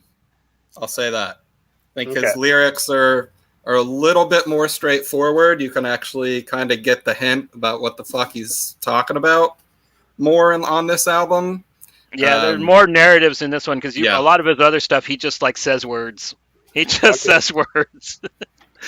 they're wonderful, and they're in such like a neat like cadence that he puts them together in. But like in a lot of his music, he just says words. I disagree, but yeah. I love the way he says words, but Yeah, it was Wiz Khalif who did the Black and Yellow. I just went and checked. So Fred wants me to pull it out. Pull it out? Yeah. I mean, I know what he really wants me to pull out, but this is a family show. Yeah, save us I the read nightmares. that. It's one of them is neon green. That's not showing up very well, but No, you can see it good. and then the other one. Hold on. Yeah. That's like that Turbo Kid one I ordered a while back. That one's blue in the dark. That The other one's neon. It looks red, at least on my camera, but it's neon pink. Neon pink, yeah. Yeah. Yeah, the Idols, the live album I ordered in neon pink. Yeah. It's nice. The neon pink's a nice color for vinyl. Yeah, I love pink vinyl. Yep. So Mel, what you gonna hit us next? You got some more video game? Because your last two, well, no, because you cut it up with the strap on. Yeah, I did. I was thought gonna about say it they had video game connection, but yeah. Sometimes you need a little strap on with your video game. I mean, you're not wrong. So I know I'm not. So okay, so the next one will be one of these bands that I've just listened to since forever, but that is the Lawrence Arms. Okay. Lawrence Gotta Arms, love them. yeah. So what's kind of funny One of the best bands ever. Well, what's funny is this one was actually a gift, but this band. So a few years ago, hold on, take me off big. I hate being on that thing. So a few years ago, when Matt was actually on Twitter. And this was before we were actually friends. You know how everybody posts your Spotify list up at the end of the year to say this is what you've listened to the most, or it was something like that. But I posted my Spotify list, and of course Lawrence Arms was on there. I think under George Strait, and I actually remember George Strait being on there right above Lawrence Arms. And so the comment that he had made to me later was that we had to be friends because nobody fucking listens to Lawrence Arms. so that was like a bonding moment there because I love them and I've loved them for so long. But what's your favorite album from them? So I actually don't even own the album, but what is the one that has the Great Escapes on it? Oh Calcutta. Thank you. That's your favorite. So, but there's so many. I just and I love so now I've kind of done the split off where Sundowner, I'm super into Sundowner, and then into Brandon's acoustic stuff, and because I'm such a sucker for acoustic, huge. So especially with this off key punk. Yeah, when it's done well, acoustic, man. I love acoustic too. When it's done well, like you said, it just hits home and great stuff. Yeah. Yes. So. All right, Johnny. I know you said that was your last one, but I'm sure you have other things you can bring up. Yeah, I want to ask Matt about something. This kind of was something I wanted to talk to him about, but he kind of stopped doing shows, and I got sick, so we never talked about it. But Converge, Blood Moon, man. What did you think about it, dude? I've never actually heard your opinion on that album. I know that they just put the record out, but I actually went and saw that tour before they had any plans of releasing an album. And it was Chelsea Wolfe with them. They had Stephen Brodsky from Cave In played guitar with them. And fucking Scott Kelly from Neurosis was there, and they played the song off of Axe to Fall. What's the name of that song? Cruel Bloom? Yeah, Cruel Bloom. But they played, the whole set was they didn't play any original stuff. It was all of their kind of more dissonant stuff off of the Poacher Diaries, like Minnesota, and their weirder kind of trancey kind of songs. but yeah, it was one of the best shows like I've ever been to, just because it was so different. But as far as the record was, it was good. I would have liked to seen them put out like a record of all those songs that they had already released. Like even a live album would have been good because it sounded fucking amazing. But it was good. I enjoyed it. I didn't like hate it at all. But I think it could have been better, honestly. Yeah, it's definitely different. Like I always, every time Converge put out a new album, I was always wondering is this the one that they're gonna sing cleans on? Is this the one that they're gonna like slow down and be melodic on? And like they finally hit me with that album, and I'm a little undecided on it, but like I do love it. But like in a weird way, I don't think of it really as a Converge album because like they're almost a different band on that. So yeah, it's definitely. I wouldn't consider it a Converge album. Okay, cool. Right but on. I enjoy listening to it. How many albums do they have out now? 20. Oh God, yeah. They have a At lot, least. eh? Too fucking Yeah. many. Like they put one out at least a year and a half. You know what I mean? Like they are consistent as hell, and they've been that way since I was in high school. So Yeah, I can't disagree there. I'm doing pretty good, man. Sequential's asking how everybody's doing tonight. Yeah, And, doing awesome. yeah, I'm doing rocking great. out. Friday night, work week's over. Well, Oh, thank God. for some people technically, but Wow. not for all of us. Matt's like but, flipping us all off. Yeah, well, I'm working this weekend too, so Oh. yeah. Hey, sometimes you don't have the choice. Something else I bought. The small record shop near my place, they grade all their old used vinyls. He listens to every fucking album he picks up to make sure there's no scratches, and he grades them all. So I like buying older vinyl from there, and it's usually pretty cheap. So I got the Who album, classic album. I picked it up for like $12 or $10-12, and over there they grade them. So man, I have no fear of buying used vinyls from there, and it's a good way to get older stuff for cheap that I probably normally wouldn't pay full price or actually go out and get. But no, it's nice to have, put it on once in a while. So yeah, the Who. It was between that and there's another one I was going to buy. They were both $10, and I told Pat to pick one. I think the other one was a Police album because I know she likes the Police. But You made the right choice, man. Like I'd Yeah. go over Police any day, man. Like yeah. Well, I buy stuff that that she might like too. Occasionally, I'm not. It's Hey, not just about me all the time. don't stand so close to me, Joe.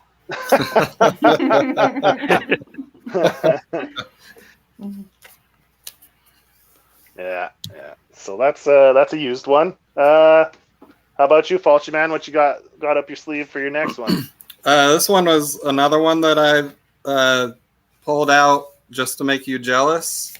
Even though I got back into them after going through my records for the show, and so These Arms Are Snakes. This album's called Easter. It's not my favorite one of theirs, but Joey said he liked it a lot, so I wanted to jealous him up. Your favorite album is the Auctioneers one. I listened to it today a few times, and I Yeah. prefer Easters to that one. Really? Yeah. I mean, they're both good albums. Yeah. But I like them. this band is from Seattle, and they came out with all early those 2000s. Yeah. It was 2003, I think, right around there. Mm-hmm. It's one of the many awesome bands that came out when Botch broke up. They went on to form Minus the Bear is fucking awesome. This band, These Arms Are Snakes, and another band called Roy. That all three of those huge bands on MySpace. Yeah. All three of those fucking bands are fucking awesome, and I mean, Botch fucking rules. So, yeah. If you're into I don't even know how to describe this. It's kind of noise rocky, but like indie noise rock. It's progressive experimental Noise, is what I would really call it. yeah. And I wouldn't really call it noise because it's got some great melodies to them. Yeah. Yeah. when you listen to it, you could like, oh, that comes from the noise rock time. Mm. Like you see, they pick from different influences. Like each song, like one song you'll be like, oh, it sounds like this. Then the next song you'll be like, oh, it sounds like this. Like, yeah, they definitely pick from like Johnny said, from different influences. It's yeah. So. Yeah, I enjoyed it, man. Like, I was really stoked that you dug it. Like I said, like right away, the album, their EP with the was it 6 songs on that one? This Is Meant to Hurt You. Yeah, This Is Meant to Hurt You. Right away, when I listened to that, I was like, because I just started listening to the Mets this year, and I thought like the Mets sound a lot like them. The Mets ripped them off. Yes. Yeah, because Mets came out after, so like. But yeah, I like Mets sound, and so I definitely love their sound too because they're very similar in sound. Yeah, it's good stuff for sure. Yeah.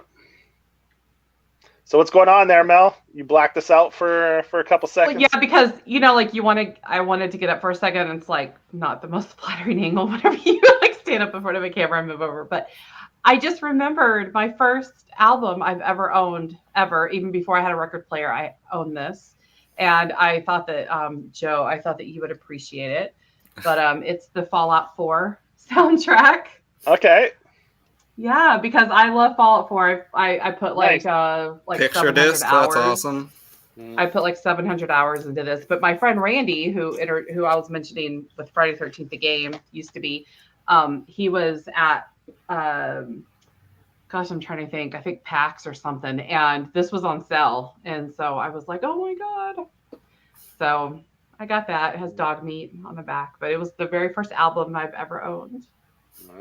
So yeah, like that's kind of cool because you love the game. You didn't have. You're like, I need the vinyl too, just to. Well, and I love the music of Fallout. I mean, it's just so like iconic, and it's that old retro, and I love it. So. So was that the first album you played on your record player once you got it? It was not actually the first one I ever played. I'll show the next go around. Round? I'll show the first one I ever played, which was actually a gift. So very cool, very cool. Yeah, I thought, oh wait a minute, I do have a video game. Yeah, that's awesome. Yeah, it's crazy what they're doing with vinyls now. Like when you think. Like back in the day, just straight up black, like there was no, now like with the age of people collecting stuff all the time, now you've got like vinyls that are like store exclusives, like with the splatter patterns and like I think Mondo does a lot of that stuff where they have their own exclusive like movie posters, this and that. Mondo does a lot of that stuff, like just not just for vinyl, but just, and a lot of it is geared towards like movie centric stuff, I think, as well, isn't it? Mondo, they gear their stuff. Thanks, that. Yeah. I have a couple of their steel books, so yeah, Mondo. Yeah. The next record I'm going to show is definitely different. Like you'll see when I post it, but I pulled it out because it looks fucking dope. Nice. All right, Johnny, man, what do you got for us now? I can't really think of anything, man. No, I don't want. All right, man, no problem. We'll keep it going. Down too. Yeah, that's good. Well, we've been on for an hour and a half, so it's all right. I've got 2 more that I pulled out. I've got one. Jawbox. Nice. Yeah, Jawbox. I haven't listened to them much, and I think I'm gonna start. I have another album ordered that's should be coming in within the month or so, and I'm gonna start listening to them more because every time you hear someone talk about the DC scene and stuff, Jawbox always comes up. Right. And so I'm going to give them a listen. I think it's their 3rd album. What's it called again? Anyway, that's the one I ordered. I don't know if it's their first album off. Was it? Who'd they sign with? Was it Island? I think so. I think it's their first album with Island. I don't remember the name offhand. Whispers or I can't remember. Anyway, I'll pull it up real quick. And Your Own Special Sweetheart. I ordered that one. I asked, that was from, because Jason, Sal, Scammo, whatever on Twitter, that's like one of his favorite bands. So I was like, what's your favorite album? And that's what he said. So I was like, And Is I that trust is that the album with Savory on it? it. I tell you in I know 2 that seconds. song was super popular. Yeah, it's a second Yeah. song on the album. Yeah, Yeah. and that is I don't know if it's with Island because they bought the rights back to all their music. Good So for now them. it's on their album. Yeah, so yeah, their label. Yeah. Yeah, so they bought all the rights back to all their music, so like they don't have to fucking deal with Island Records anymore to put shit out. So Right on. yeah.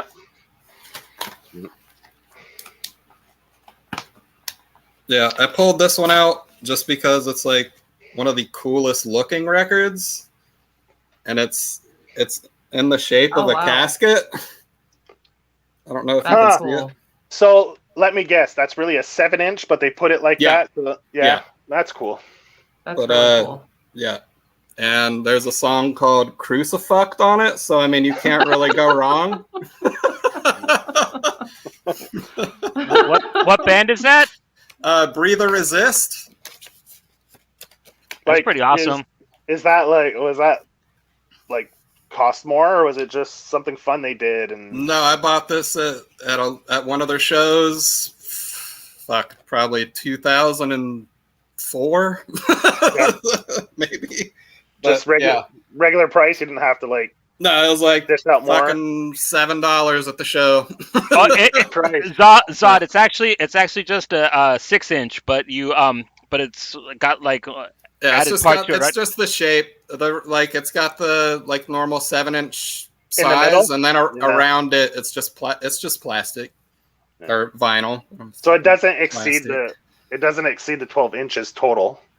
No, I'm assuming, so it lays flat, so it doesn't off balance the. yeah, Yeah. it's only 2 songs, so Kind of reminds me of what some girls used to do with their CDs. Remember, like the DNA will have it say CD, Yeah. where it just like had the little rabbit, like was the only Yep. playable part on it. That was hella cool, and the rest of it was just a plastic disc.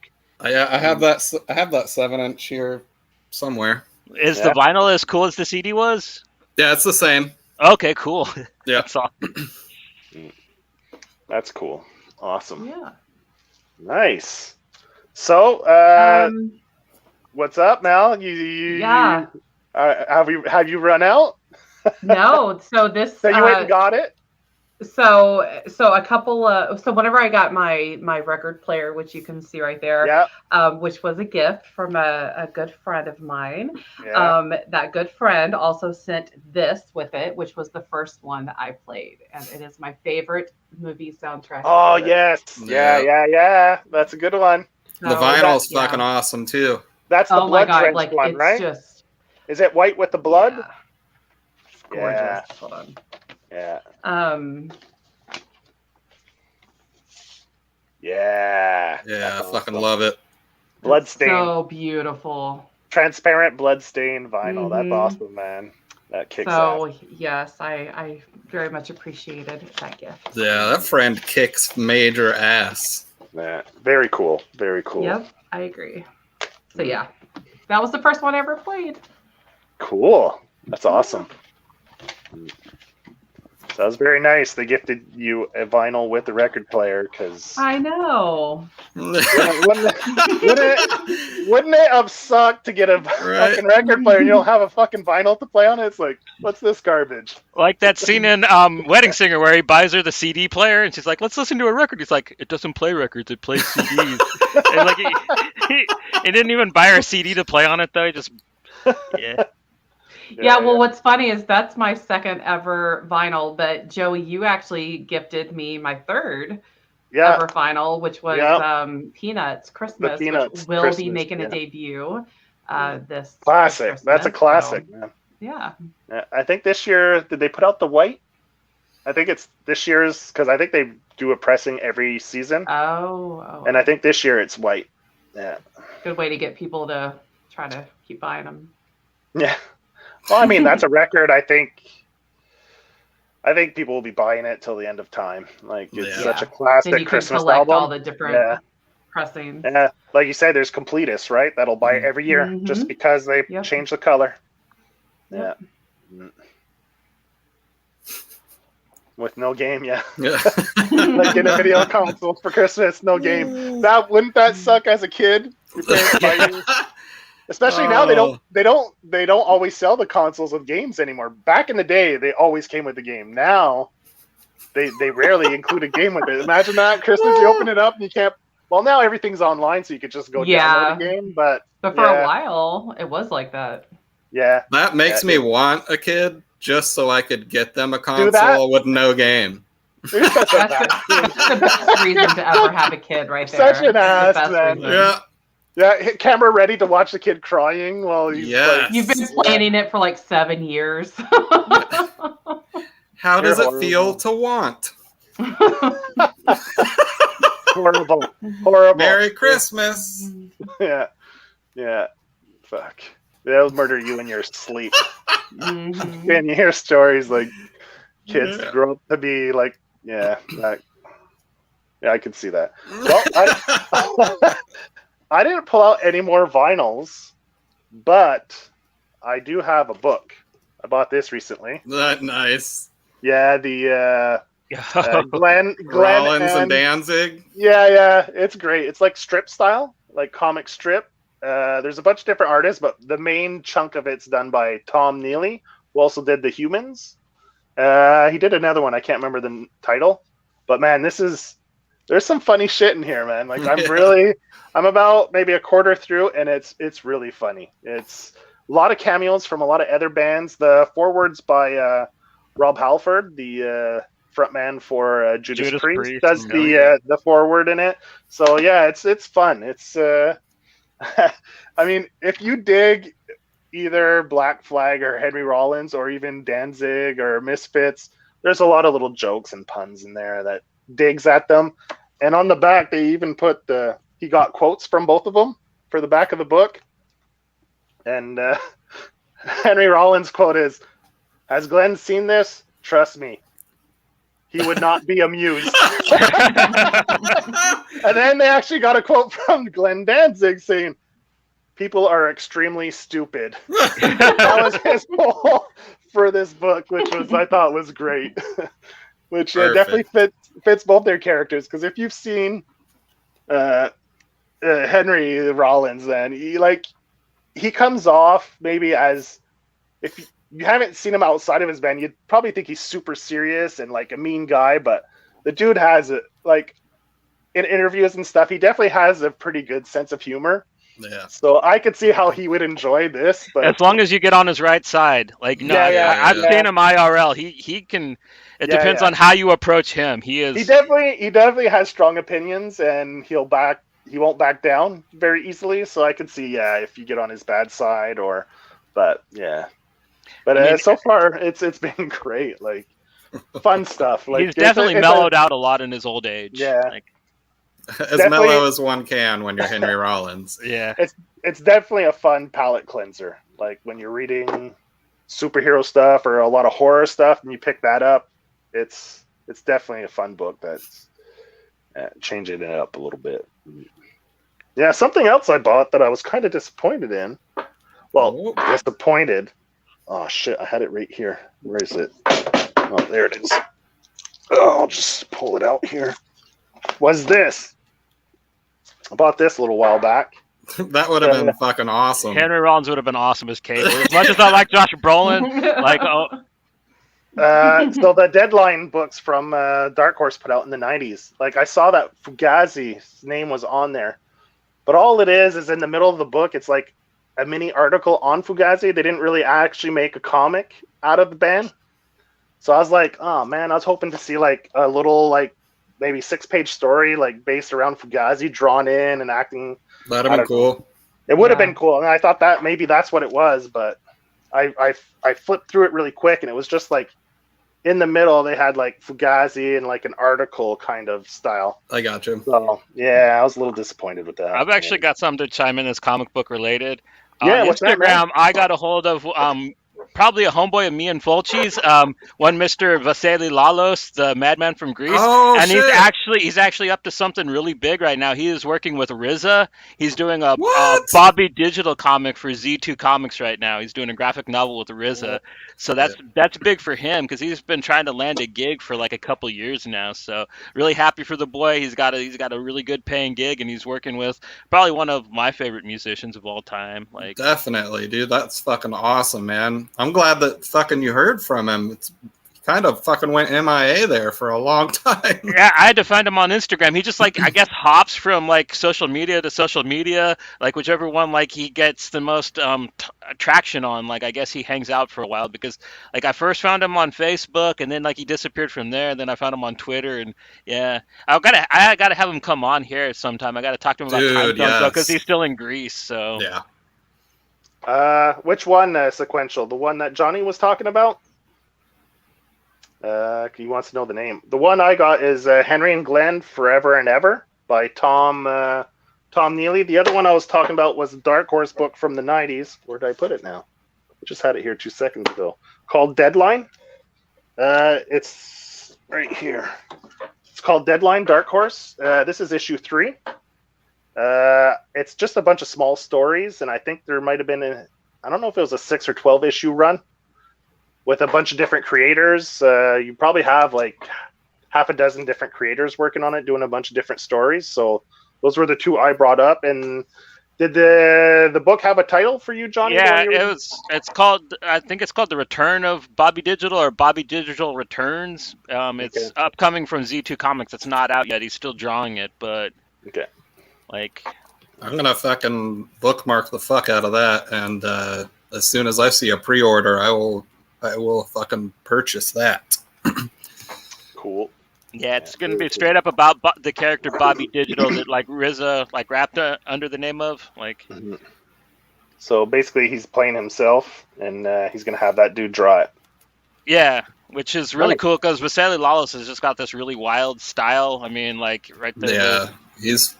Paul I love his looking fucking art. awesome. Yeah. His work is awesome. Yeah, Z2 is the name of the comic publisher. Yeah, the company they do a lot of stuff with like they did the King Diamond comic that Dan Waters wrote. They did Yeah, I think I can pull that out. Hold on. couple Gorillas graphic novels. They Okay, did Gorillas. Yeah, they do a lot of music stuff, eh? yeah, they put this out. everything they do I think is related to music. It's a nice little hardcover. Dan Waters and King Diamond. But yeah, it's quality. It's not like bullshit. So anything Z2, I would trust. Actually, I don't think it's all music because they put out that one book that I got mad at Alex DeCampi over, which I'm over now. But yeah, like they did that. They put out the yeah, you're right. Maddie. It is. Yeah, Maddie. Yeah, but it's not music related, so maybe that's why. Yeah, it's the only one that I know of that's not though, because like everything else Yeah. I've seen of theirs has been like a musical project. I think they had a Judas Priest graphic novel too. I think They Something put like that. out like a bunch of different, like from pretty popular bands to like kind of More- older bands. It's Yeah. kind of all over the place, but I don't know. But they actually That's got cool. like Jamie Hewlett back to draw like those Gorilla books, which I thought was pretty cool. Yeah, They didn't just yeah, get that's some awesome. wannabe guy. Yeah, I think the Gorillas just came out with like some kind of anthology book that I think EPHK did some work on. Yeah, he's got the right style for it. Like, Yeah. Yeah. So Nick rules. yeah, he's been posting a lot of fucking pages from his fairy book, man. Harpy, yeah. Harpy, that's it. Yeah, sorry, not fairy, Harpy. Yeah. Yeah, so can't wait for that to come out. Looks good, man. Like dude's got talent, so anything he does always looks good. Agreed. Yeah. So you guys want to wrap it up? We're done with the show and tell, or do you still have a lot of stuff you want to show, Fulci? I got one more pulled out. One more? All right, Yeah. man. Let's see it. It's black, so I'm not going to show the vinyl. But from back in when Victory Records owned the world of hardcore, 96-ish, I would say. Bloodlet. The album is called Entheogen. And Good stuff. yeah, this was back when like fucking all you heard was goddamn straight edge hardcore, like Earth Crisis and Snapcase and Strife was just like dominating everything. And then you have these motherfuckers that are like, if Coalesce and Neurosis fucked and gave birth to the Antichrist, that's what they sound like. Just kind of a southern rock sounding, like, not really sludgy, but like 90s hardcore. I don't know. They don't sound anything like all that straight edge shit that was coming out at the same time. But yeah, man, one of my favorite victory bands of that era. Yeah. Yeah. Well, they had a lot. I mean, Dead Guy was really good too. Like, didn't sound like a lot of the other bands. Agreed. They had a lame name, but like they were a really good band. Dead Guy. It was like 95. There's a lot of lame ass fucking band names. Yeah, like all the. I mean, it's not the easiest thing to do, especially like it must get harder and harder all the time as, you know. Oh yeah, dude. Trying to like, come up with something original after like so many years of music being released. It's like, man, what do we like? You almost don't even want to have a band name, but you don't really have much of a choice if you want people to be able to find you. Yeah. Like, what was your? How many bands were you in, Fulci? Ugh. What was the band you're in that you like the name the most, and then the name you like the least? Let's see if he can even remember. None of them were good. Okay, you gotta tell us the name though. What's the worst? Or just one? I don't know what the worst is going to be. And there's definitely not a best. Okay. I don't know. There's a band give us ammunition is the thing. No, there is the only band I actually recorded anything with was a band called Over the Yard. And I don't even know what that name meant. Over the Yard? Yeah. Like, okay. Yeah. Yeah. I don't know. Yeah. It was like fucking 19, I think we started in like 1999 and then played like 2 shows and stopped playing and then got back together and probably like 2003, 2004 and then recorded and actually toured pretty heavily. Okay. But we just ripped off some girls. So I don't know. It was decent. Probably the most decent sounding band I was in because God, there was some trash. Yeah. I'm like embarrassed about the bands that I used to like travel with, you know, because my girlfriend and I, we would just like jump in the car on the weekends and we would just, you know, go places with these bands. And looking back at it, I'm like, oh my God, I'm so embarrassed that like I was at the front of that fucking stage, like, you know, and like wasting my money on these going everywhere and like so who? Stupid. I mean, just like local bands here. Oh. Yeah. I mean, like the biggest ones that I ever would like do that with now would have been like Faction, who signed on with Roadrunner for a while, and then now the lead singer Marshall, who I used to hang out with, he is now the lead singer of Hinder. So that would probably be like the biggest one, but. Like the band Hinder? Yeah, but he's the so they got rid of like the first lead singer of Hinder that came out with like that song about Lips of an Angel or whatever it was, and now he's like the replacement, but he's been in it for years. But yeah, I mean most of them were just, you know, local rock bands that I go back and like listen to it now and I'm just like, oh my God. Are you from the area of Texas that the Toadies are from, by any chance? Did you see them a lot? I did. So I saw what we were just talking about this the other night too. Is that in 2001, I went to their farewell show, which they've had like 7 now. Like they have. I mean, seriously, they had like every other year, but this was their first one, so it was huge. But it was right after 9/11, and they were playing with Bowling for Soup here in Dallas. And it was like super emotional because they ended up talking about 9/11. I mean, it was literally like within like the month after.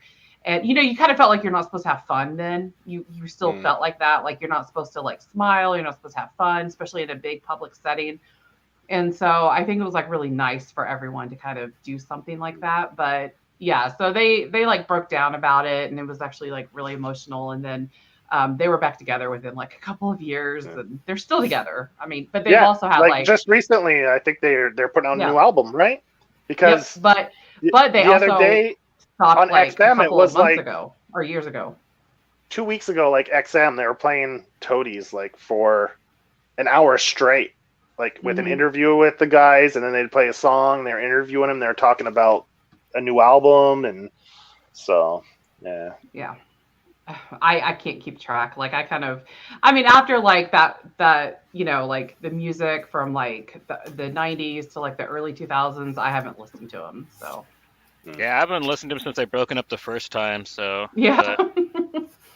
Yeah, and I really like Rubbernecker and what's the second album with the pyramid with paper dress and stuff on it? Like, Your Island album. Yeah. I forgot about that. Yeah, the Island album. Yeah. I would have never guessed. That still surprises me. It's a good album. I'm not dissing.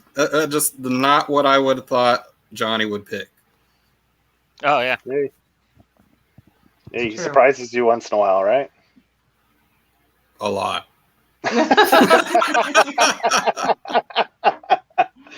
Yeah. Yep. But yeah. So cool, man. I think it was a great first show. Yeah. We touched on a lot of stuff. I mean, who knows? Matt didn't get angry once, too. I'm surprised. I'm not drinking either, which this is why I stopped drinking. He's been banned. He's been banned. That was a very, very minor Matt drinking incident.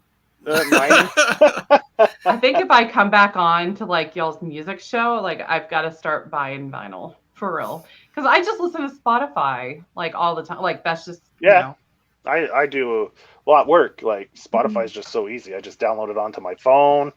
Like I think my playlist has 600-700 songs, so I can go a full week and not hear the same song twice, right? I don't have room for vinyl. I don't have room for CDs. Like I have so many DVDs and Blu-rays and then graphic novels. Like between my movie collection and my comics, like I really couldn't start a vinyl collection. I would literally end up on Hoarders or something like that. Or but like you said, you had vinyl for a while, but then your record player broke, and it was like it cost an arm and a leg to get a new needle because you didn't have that vinyl resurgence yet, and like you said, you started getting rid of your vinyls because you couldn't play them. And I got a bunch of my punk shit somewhere, but like I don't know where all that is. I got like all the old Op Ivy shit and like all my old House Rotten and Blank 77 records and shit.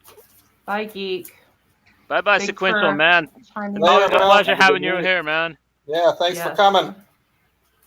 Yeah, cool. Hey, man, like anyone watching who enjoyed the show, we're going to try to come up with, we'll do show and tell all the time, but we're going to try to come up with other ideas, maybe talk about topics like the vinyl resurgence, maybe what we think, maybe digital, how people interact with bands now, how like we, or if you guys have any, or if you guys have any, or if you guys have any suggestions, man, reach out to us on social media. If there's something you'd like to join in the conversation, have a conversation with us in the chats, or any of the peeps we know that we talk to, that we've had on the show, have ideas and want to come on, man, we're open to suggestions. So yeah, for sure. Man, let's keep it going. I mean, who doesn't like music?